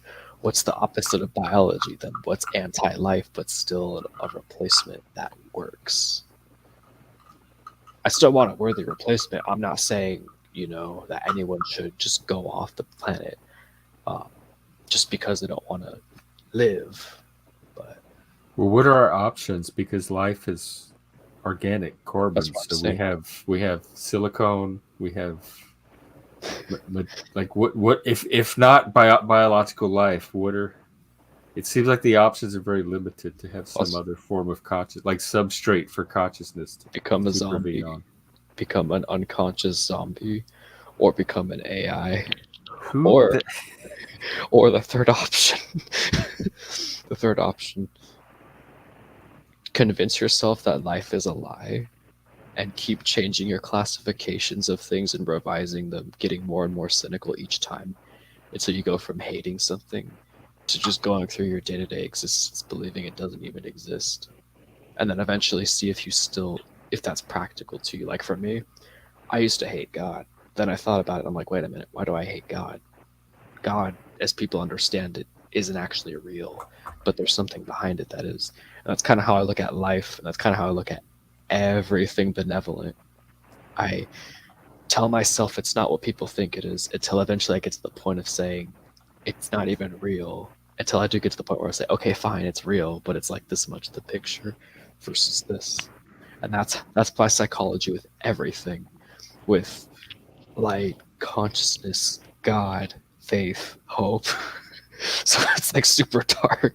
So lie to yourself about life being a lie, but then see if it actually makes sense. So how do you know if that's all stuff you're telling yourself? Are you aware of what you're just telling yourself and what you think is actually real, or is it all? Yes and no. So at the end of the day, this is still a physical world. We still abide by physical rules, of course, but at the same time, I have to understand that these are all terms, classifications to describe our day-to-day activities. So yes, we still have a human body. Yes, our heart's still beating. I'm not telling people to stop that process, but I'm changing how I interpret and how I classify that from the definitions of a textbook that tell us how that is. We see a heart beating, we therefore deem that to be living. But at the same time, our bodies are gradually dying. So am I really living or dying? So I don't actually undermine the physical self, but in ideology and thought and mind, I change how I see what everyone else sees to the complete opposite perspective, if that makes sense. So you see decay everywhere? So I see devil where people see God. I see death where people see life, and so on. I see yin where people see yang, and because I'm allowed to think that way, I'm free to think that way, and I could even go as far as classifying everything else as a lie if I see an agenda using that thinking against me, if I want to get really hostile with the collective. But in physical action, I never change that. Some mad scientist with AI or some other means of advancement's going to have to do that for me, and that's are you thinking in your lifetime, or probably not? Yeah. So My ex was a transhumanist. He wanted to download his consciousness into a computer. Like he really thought, like if he lived long enough, he was actually going to have the opportunity to download. Like the technology would have developed if he could just live long enough, and it would happen. He could vet. It was a real thing. I can't say he's necessarily wrong, but he's crazy. Of course, he's wrong. But what I'm saying is, it's wrong until it's invented. Yeah, I know. That's how every human advancement happened, from the crazy people thinking the impossible, believing the impossible. And that's why you got to be crazy. So crazy. But I would never depend on that with full certainty either. No, I wouldn't either. That I think that was my thing, was just how certain he was of it and how he was planning his whole life around that certainty. Yeah. That was the more extreme part of it. As much as I don't like the moment, I still have to live in it. I get it. And that's kind of where I mean, I don't live in the moment either, because I'm dissociated as hell. Yeah. I haven't felt my body in years. But leaving that aside, what is it about the moment that you resist? So, in many ways, I reject the moment, not so much because of the moment itself, but because of modernity. The world around us is what I mean when I say I reject the moment. That's why But your moment doesn't have to be the world around you. Well, that's why I say in other ways too. I live in the moment because I'm not hoping some afterlife will take me, whether it be a transhumanist one or an ideological, spiritual one. I am trying to align myself with whatever may come after, if it's demonic and evil. But at the same time, I'm also trying to avoid waiting for that to happen, because, of course, the classic church mindset is there's an afterlife, it will help you. And I'm not trying to merge with Abrahamic AI. Not all AI is necessarily going to be great either. So that's kind of where I stand with it.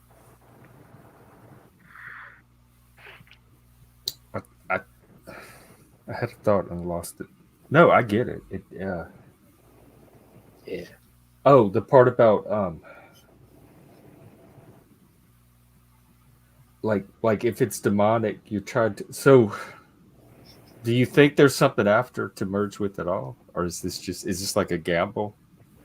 I can't say. I mean, I'm gonna just lean towards probably the atheists with this one and say that we probably will just die. We have lineage, procreation until that point. We might get reincarnated, but my whole thing is, if I get reincarnated, I lose my mind. My literal memory's gone. So that's just as bad as being killed. So that is death. The brain deteriorates, the memories go, your consciousness ceases. Even if I reincarnate, what's the point if I don't have a memory? Yeah, I never really understood reincarnation. Yeah, if I get a memory, awesome. If Queen Elizabeth comes back and she has her memory, grows up being like, I remember all my lives and I can advance in this one. Good for her, as much as I hated Queen Elizabeth. How could you hate? I've never met anyone that hated Queen Elizabeth.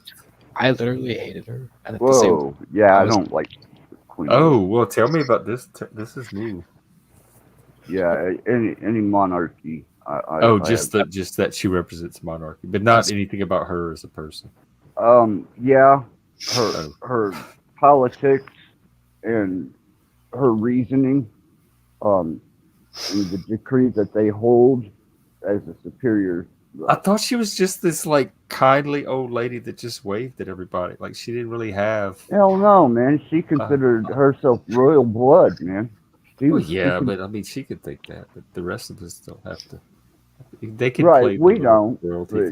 It's more of an example. I don't really care, but they always push it like save the queen in your mainstream media, and it's like we're in the USA, not Britain. But I get it. Britain technically owns us, and then that's a whole conspiracy about the Constitution and a whole other subject. But Britain don't own. They don't own me. It's the conspiracy. Well, I mean, I think I've heard it before that the United States is not really the United States, that it's still part of Britain.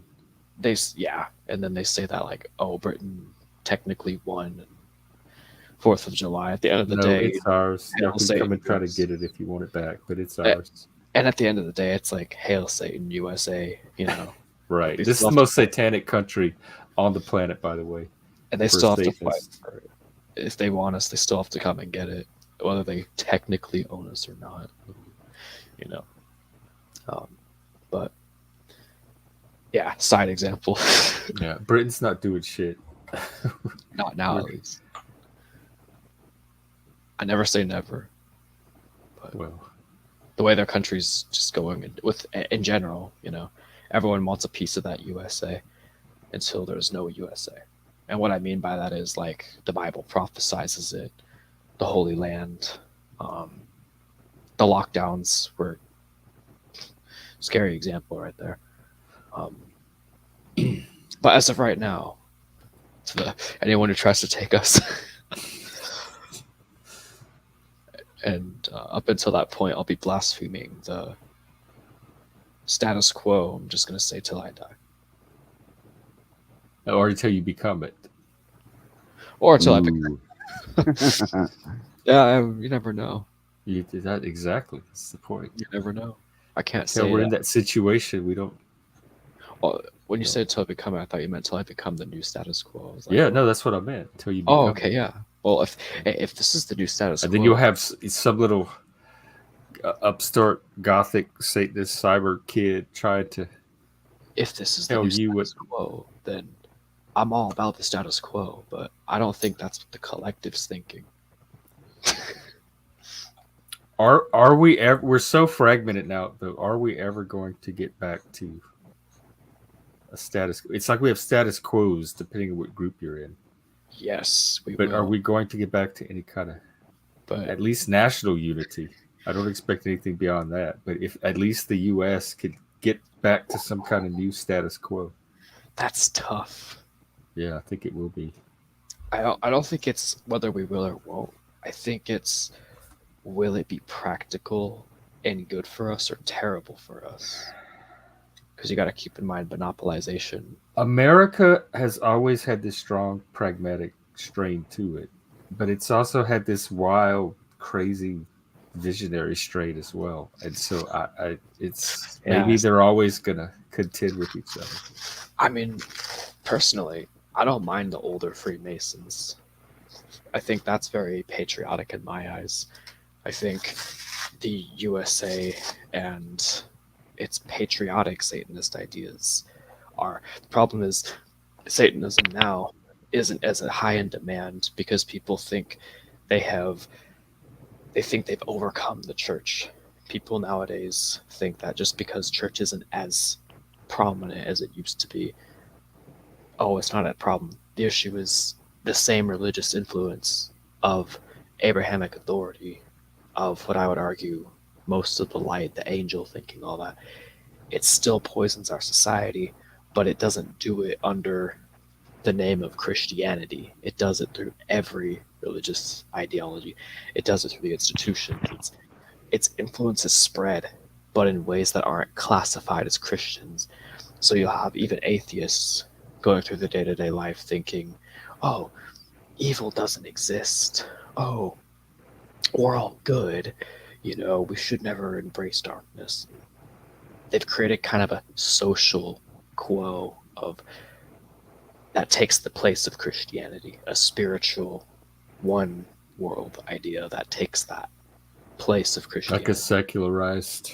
I see that on the left with the woke stuff too. And then you have the Christian, exactly. The leftists, as an example, leftist 70 potheads and alt-right Christians redefine, reimagine, and they're going to keep rehashing this shit every decade. Because I don't think humans are ever not going to. I don't think religion is the problem. I don't think humans can avoid being religious even if they tried or if they wanted to. I think that the amount of people that have the intelligence or the intellectual capability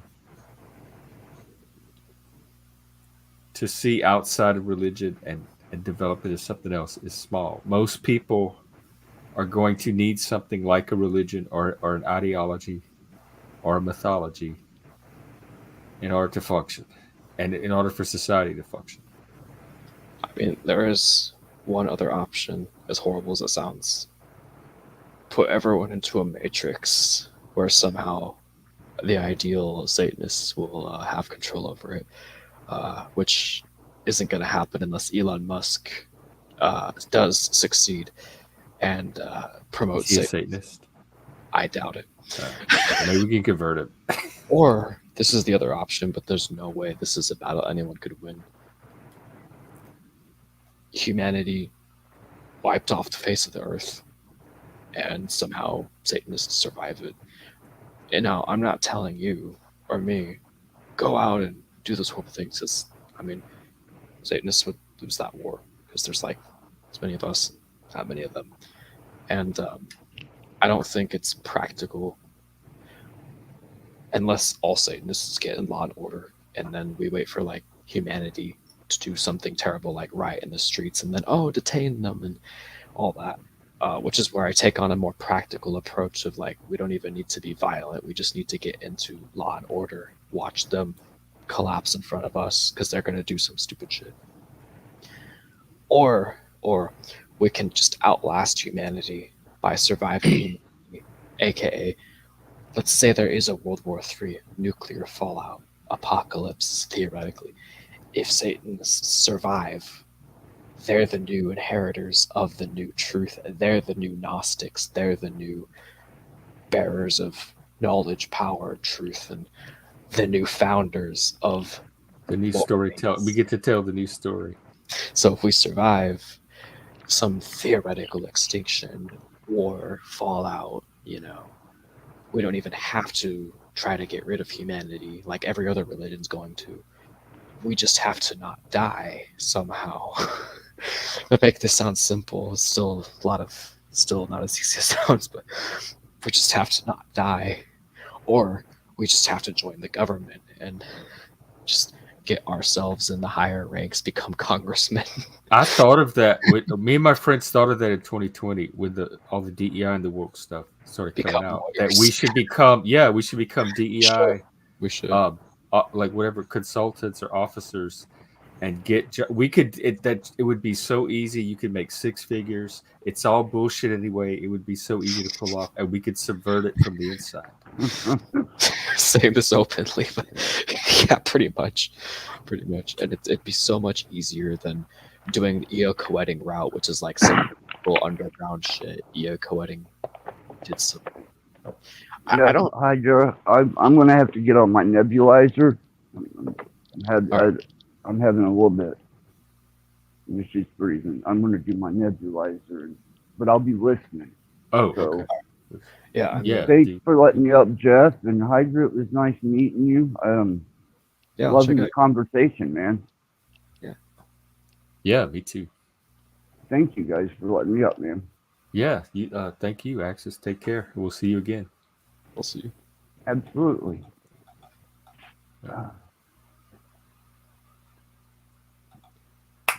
What were you saying? You said, do you want to wrap up or anything? You said you had to go. Yeah, I do gotta go soon too. If we can't prevail, I guess. So EA co-editing, he got canceled. I don't agree with it. My point though is we don't even have to be as extreme as EA co-editing to get. I've never heard of it. Who is that? He was more like a new age, kind of like a guru Satanist. How you spell it? EA co-editing. EA. He got canceled big time. He said some pretty radical shit. Oh. But at the same time, I don't think it was fair, personally. I think he's kind of a spiritual fraud, but I don't think they should have taken him off of YouTube. Wait, are you... Oh... you're not talking about real... You're talking about like everything is satanic, not the real Satanism. Well, I mean, Species has a point, though. Like, while everybody doesn't openly admit, like, yeah, there's darkness, they're still worshiping it. I wouldn't say but they're kind of a slave to what Satanism stands for. So he has we all have a carnal side. We all have those primitive. And instincts. I think it dominates us. And I think Satanists just pretend less like we don't. Yeah, pretty much. But more or less what I'm saying is we don't have to do anything radical or extreme. We don't have to be Order of the Nine Angels, or we don't have to become some like Viking Iron Wolf, whatever. That's Crazy. the social phase of Satan. I talked about that on my stream the other day, in fact, the Promethean phase, where you're trying to manifest something in reality or make some kind of social change. And then there's the second phase. I think it happens as you grow older and get experience, where the quest becomes more of an internal one instead of a quest to change humanity or society. Yeah. It becomes a quest to develop yourself further. Like, we don't have to riot in the streets. We don't have to be Antifa. Yeah. No, I don't intend to.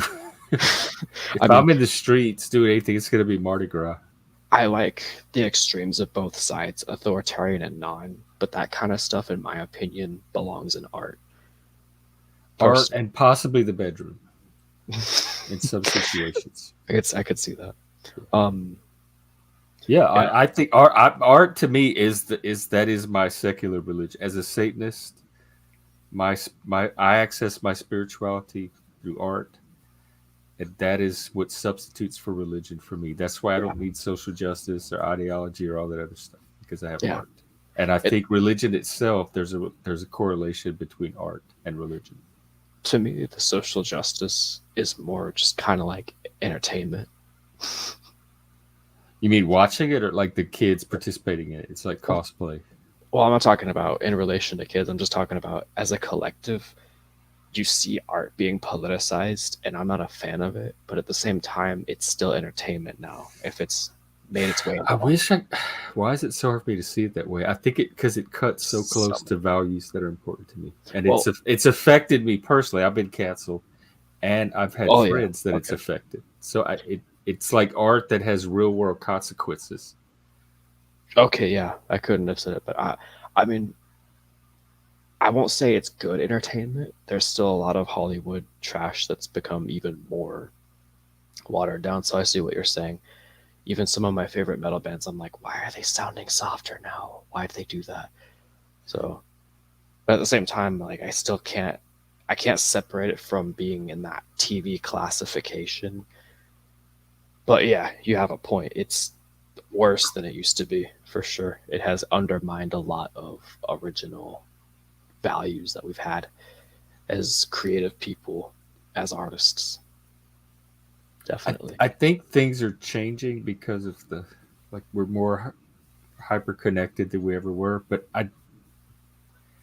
I don't think they're changing that much, because I don't think there's that much to change. I think that the same kind of humans we've always been, we still are, and the same human crap we've always dealt with, we're still doing, the same ideas, the same thoughts. We're just like recombining them in different patterns. But the stuff that the issues we're dealing with, and the way we talk about it, conceptualize them, are not new. They're just the next iteration of it. With each new generation, new ideas come in. I think that right there is the scariest thing that we have. Is we have new generations, so every 10 to 20 years, everything keeps getting reset. And it's accelerating, because the generations the information is, our generation, you could like teach a generation something, and the next generation, you could teach them the little bit updated version of it. It was basically the same. And now reality is updating. Like every day you turn on social media, there's a new version of it. It's happening so fast. What I'm saying is I see technology accelerating in some ways, but our values, our understanding of it, our ability to manage anything just keeps falling further and further behind as technology is moving. And that kind of blows my mind, because every time we have a reset, it seems like we are just unable to keep up with anything. And films, everything, like the quality of the work itself, I don't think it's improved, but I think the formula behind it has accelerated, if that makes sense. I think the machine can keep doing more and more and more, but the quality of it is worse and worse and worse. Like when you look at a movie, for example, you have a reboot of the previous version, yeah. but the story's shittier than ever. Like the Rocky Horror Picture Show reboot was so bad. Like even not Star even worth Wars, watching. Disney, big Marvel, most of it down. You know, do you think that the young, like the new generation brains, will develop to whatever technology is natural to them? Like we developed with the TV and telephone, that was all natural to us. It just seemed part of our environment, and our brains adapted to it. And then the next generation, I watched them adapt to Nintendo and Sega and stuff like that. And do you think whatever the new technology is, like 200 years from now, the young people's brains will have adapted to it? I mean, or is it going to reach a point where, like, the human brain, no matter what generation it is, just can't adapt anymore? I'm smiling because you kind of answered your own question in two different ways. They're going to probably just microchip people's brains at some point, so they don't even have to work on adapting because they're going to be so micromanaged, so unable to keep up. It doesn't matter if you can't keep up. We'll just put this chip in your brain, bro. So you kind of answered. But you know what? 99% are going to want that. They're going to want that chip. Exactly. Because they're going to want the advantages that come from having that chip. Imagine people become so defective out the womb that they're 10, 20 years old and they can't even speak. So they just take an injection. I can speak now. Inject something in their brain, download information. I can speak now. So, I mean, who knows? We might even be creating humans in laboratories, but like we might not even need parents anymore. Like it's like the Brave New World vision. It's science taken to its extreme as an organizing principle of society. It's terrible that I'm saying this, but there's good and bad things about that. And I'm saying this as a natalist. That's crazy. Yeah, I mean, oh God. And I have my theories. I think in some ways our technology progression is actually slowing down. But I think to keep up the idea that it's improving, we're going to invent new things that have been poorly tested. Just to fool people, because there's an investment in the narrative of progress. Either to influence people or just to make money. Whatever. So whatever. Business as usual. Yeah. Like even if it's half tested, even if there's a 99% chance it won't work, but at 1% it does, and then we just mismarket it. Or maybe it does work, but it's only like 75% effective. That extra 25% is like 25% of your memory gone, you know. Well, you brought up make money, and that's actually an excellent topic, because as a Satanist, I feel like I should have more of it. I feel like Satanists should know how to acquire material things. Yeah. And like, so are there ways to use Satanism or draw on Satanism to help like grow channels, monetize things, bring in income? Like, I'm not talking about black magic. I'm just talking about like within Satanism itself. Are there spiritual principles you can get in touch with, or like? I have like no advice, no knowledge or experience with using occultism to make money. I'm the physical dude, and I'm the art dude with editing. I'm determined to find a way. I think that Satan could at least do that for his followers. I can tell you that you can with your subscriber count. And there are apps people use. Oh yeah, I would like to be organic. But in terms of, this is my guess. People are so programmed by the status quo that they somehow know just the right things to say when something comes out to pander to new people. And for people like you and I, it's hard to get followers because we're not already programmed to regurgitate the one-liner. And these other people that appear to be experienced to us, they're not really experienced.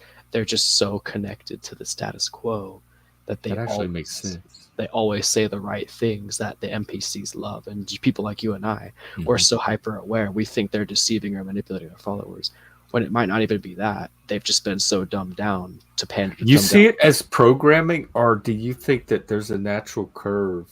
It's a little bit of both. That's going to show up anywhere, no matter what. People chose to be dumb. People got dumbed down, and you and I are just so disassociated from. I've spent my time. I grew up in the South. I've spent my time around a lot of dumb people, and it really doesn't seem like there was much they could do about it, even if they wanted to. I'll give an example. TikTok. Say something dumb like gang on that. Terms like Giyot. Terms like Riz. These are all horrible terms. I know Riz. Wait, what's wrong with Riz? We say that on here all the time. They're all Gen Z terms. Well, I don't know about Riz, apparently, since we know about it, but a lot of these terms, they're awful, but people love it. People jump on it. And a lot of people are disassociated from these terms. But to the normies, they say it randomly, they echo it. And of course, people are going to be like, yes, say more of that, because we haven't, I hate to say this, it sounds arrogant, but we haven't assimilated to being as dumb as the mainstream has. So I get it. Oh yeah, no, that's we're not gonna arrogant but true. Unless you can somehow be stupid while simultaneously intelligent at the same time. I'm half retarded. I can offer that, but I think. Well, we'll have to talk more about this because I think there's, in addition to Satanism and sexuality, I think there's room for like Satanism. You know how Christians they have this whole economy and network and way of like getting money into their churches and a lot of Christians I know have money and Christianity, or they found some way to exploit it, make it work for them. And I think there's room for Satanism to do something. I got a few things on. I don't know if I guess to be brief, suffering generates currency in this realm. The sacrifice, when you charge your card, it's kind of like the altar concept. Blood, sweat, tears, labor, blood charges, life force energy. This is a realm about regenerating and consuming life, or the illusion of, however you want to look at it. Kind of goes back to the we're always dying concept, beast system. Jesus is the snake, so the money is the snake with two prongs going through it. So we should find ways to inflict more trauma, which should not be hard, and then exploit that as a service, like trauma. Oh, I wasn't saying that, but if that's what if that's what. Well, I was trying to, I'm trying to do this as a Satanist. Before the snake could make the figure 8, they put two prongs through it, cutting off infinite life. Yeah. So, I mean, it's tricky because you have to convince people to want to suffer while telling them it's a good thing. And to do that, I think this is why I talk about the unconsciousness, not for this specific intention, but when you want to get someone to do something, you can't just talk to them on a conscious level. You have to talk to them on an unconscious level. What the fuck does that mean? All I know how to do is talk. That's what speech and logic and reason is. So you can talk on a conscious level. What is this non-conscious stuff? Unconscious stuff. Think about people when they're asleep. Think about what people are unaware of. People are unaware of a lot of things, but those things they're not aware of is what controls their reality. So you have to talk to them. What am I not aware of right now? This is freaking me out, kid. Everyone's thinking like a light sider right now. Everyone's got a shadow side.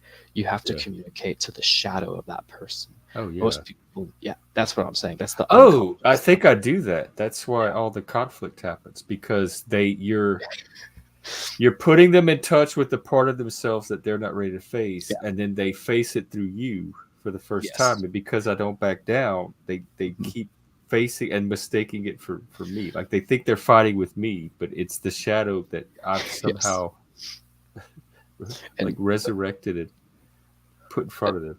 The problem yes, I'm familiar with that part of it, and I think that actually works against me.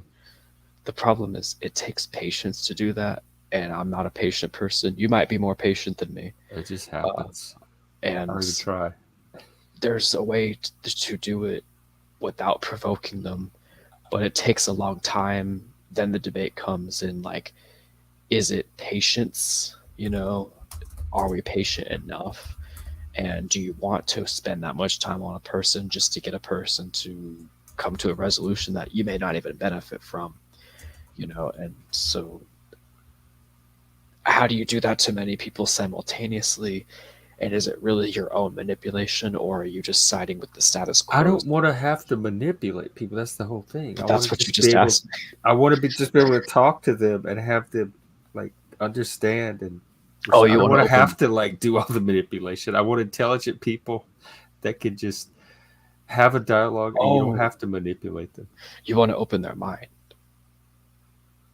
Well, I guess what I should ask is, do you want people to do things on an unaware level? Because most people, dude. I want people to be aware and conscious and take responsibility for their decisions and their choices and be empowered and execute their own will. And shit. All of that. Like, just like Satan would want. Dude. I think you're gonna have to leave humanity to the rocks with that one. I'm sorry, I'm being like just brutally honest. To get people to understanding that you and I have that would take them like 10 lifetimes, because they would have fight us tooth and nail just to keep us from being born, if they realize like how much in opposition we are towards the status quo, the norm, you know. So that's a tough one, dude. That's tough. I mean, I guess you just have to prove people wrong. Oh, yeah, that I can do.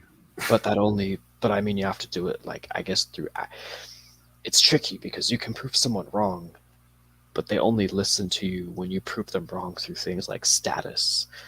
And then they move on, and they want the next best thing. And they kind of become a slave to being shown something, and you kind of they're still a slave. But then you also become a slave, and you become cycle of having to display to them. Exactly. Like, that's not something you would normally choose either. You're locked into something that's. So you say nothing. You don't convince them. You try. You actually do prove them wrong, maybe once or twice, maybe even 100 times. But it's that enslavement.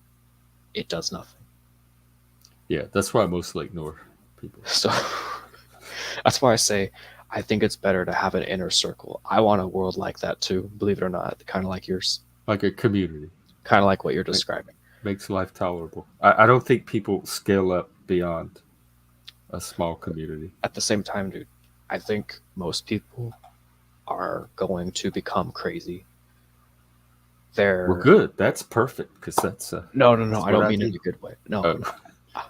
In an unhinged way, I think most people are going to become murderous. They're going to become insane. I kind of see it a little bit, but I don't have enough experience to know how much is just normal from this next generation. Like, all generations do this, versus how much is particularly intensified because of factors present today.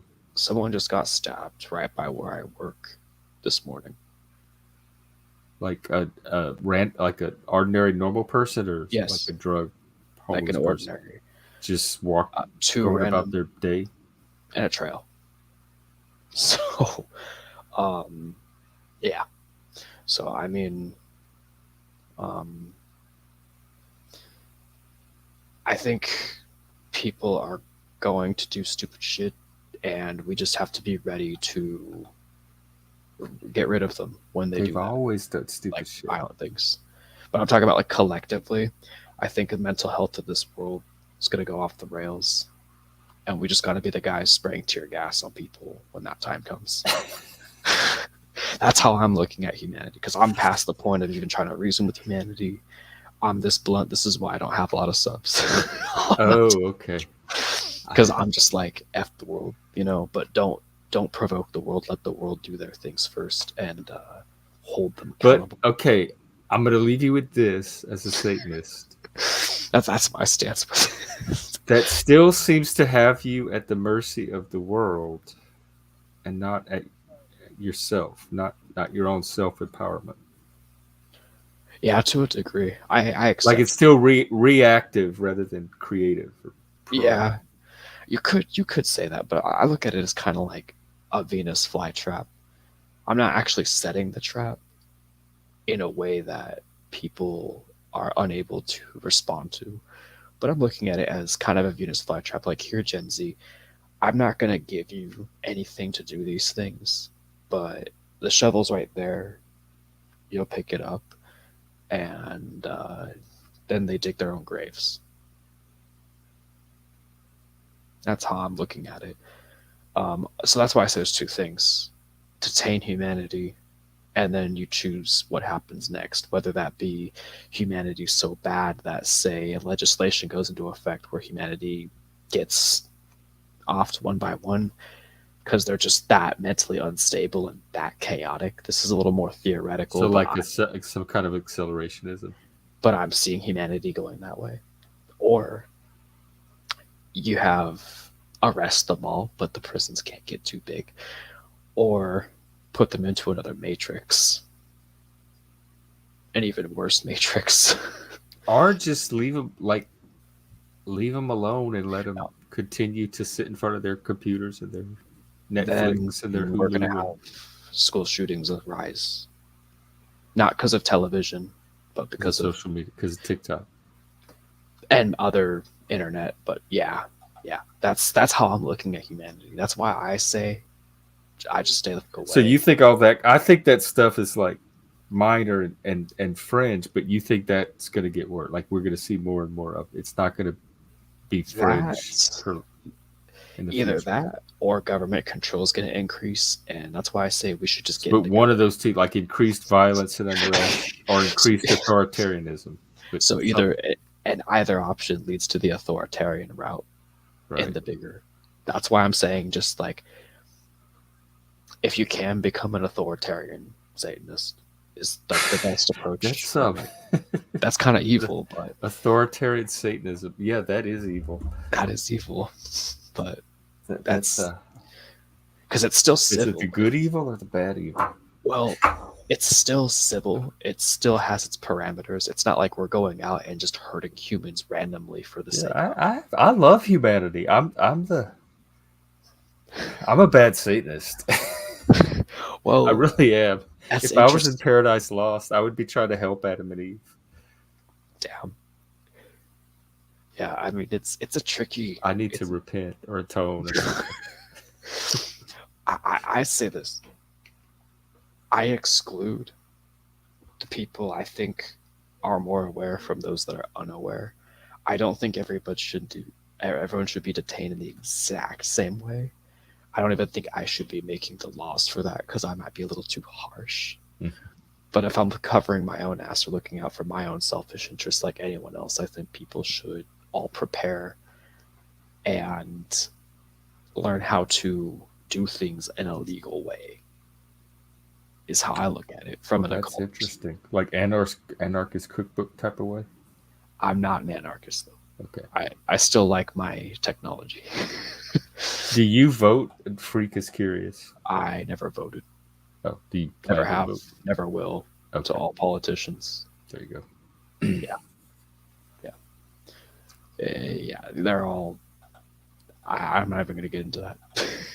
But most people kind of already know the main reasons why someone wouldn't. So, well, if Satan is the Lord of this world, I sure don't feel like my life reflects that. Yeah, I mean, neither entirely, but I'm on the trajectory and the things I enjoy, I think I'm on that trajectory. Slowly but surely. Well, good. Yeah, I think you are too. You have, and that's another thing. I think your own personal project for yourself is independent to me of humanity or society or what any of them do. So if you keep on that track, you're going to get to your own destination regardless of what mankind does. Yeah, I mean, occultism and money, that's a tough one. I'm not saying people don't do it, but well, I'm gonna maybe come up with a little ritual or something to see if I could at least get 200 more subscribers, and I'll test it that way. Yeah, I mean, let me know. Okay, I will. I'll pass on any satanic wisdom. The advantage, I'd say this: you're at least a lot more caring and sympathetic towards people than I am, so that's already. That could be a detriment. Yeah, I'll have to see. You're already good for me. I knew it would be good to meet another Satanist. No one Satanist is always alike. I'll say that much. They're all right. Yeah, unique in their own same with autistic people. Yeah, that's true. All right. Well, it has been a pleasure as usual. I'll see you at some point. Yep, I look forward to more. And, definitely. Have a good rest of your night. Happy Pride. I guess. Yeah. well, Pride, whatever way you want to take it. As is it celebrated on the 15th? We had ours today. I didn't even go. It was raining. I said, "Fuck it." I don't know. I'm not doing Pride this year. I'm kind of annoyed, man. Someone just got stabbed, and my manager was. That happened today. And on his way to work, he found 2 other people fighting in a bus, and then people were acting weirder at the gym. They had a guy in Seattle that got stabbed on the train station on the platform. Yeah, a lot of people are just dying today. And then they had a guy with an axe going around like axing homeless people. Like you're right. I'm not trying to be cynical, but no. It's kind of like I'm thinking about it. It's kind of shitty. Well, I feel as Satanists, we should keep an eye on this. There's still the parade. Yeah. I don't want to jinx it.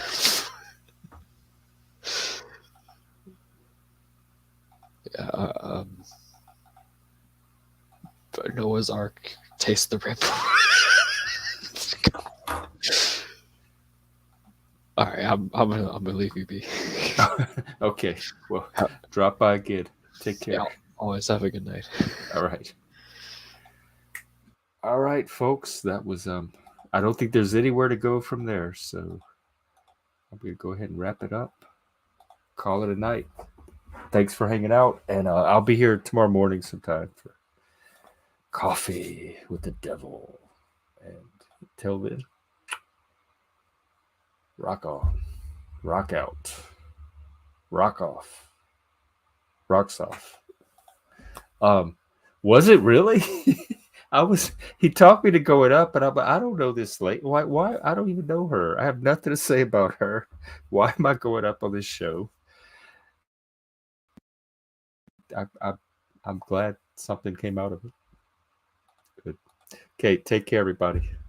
See you tomorrow.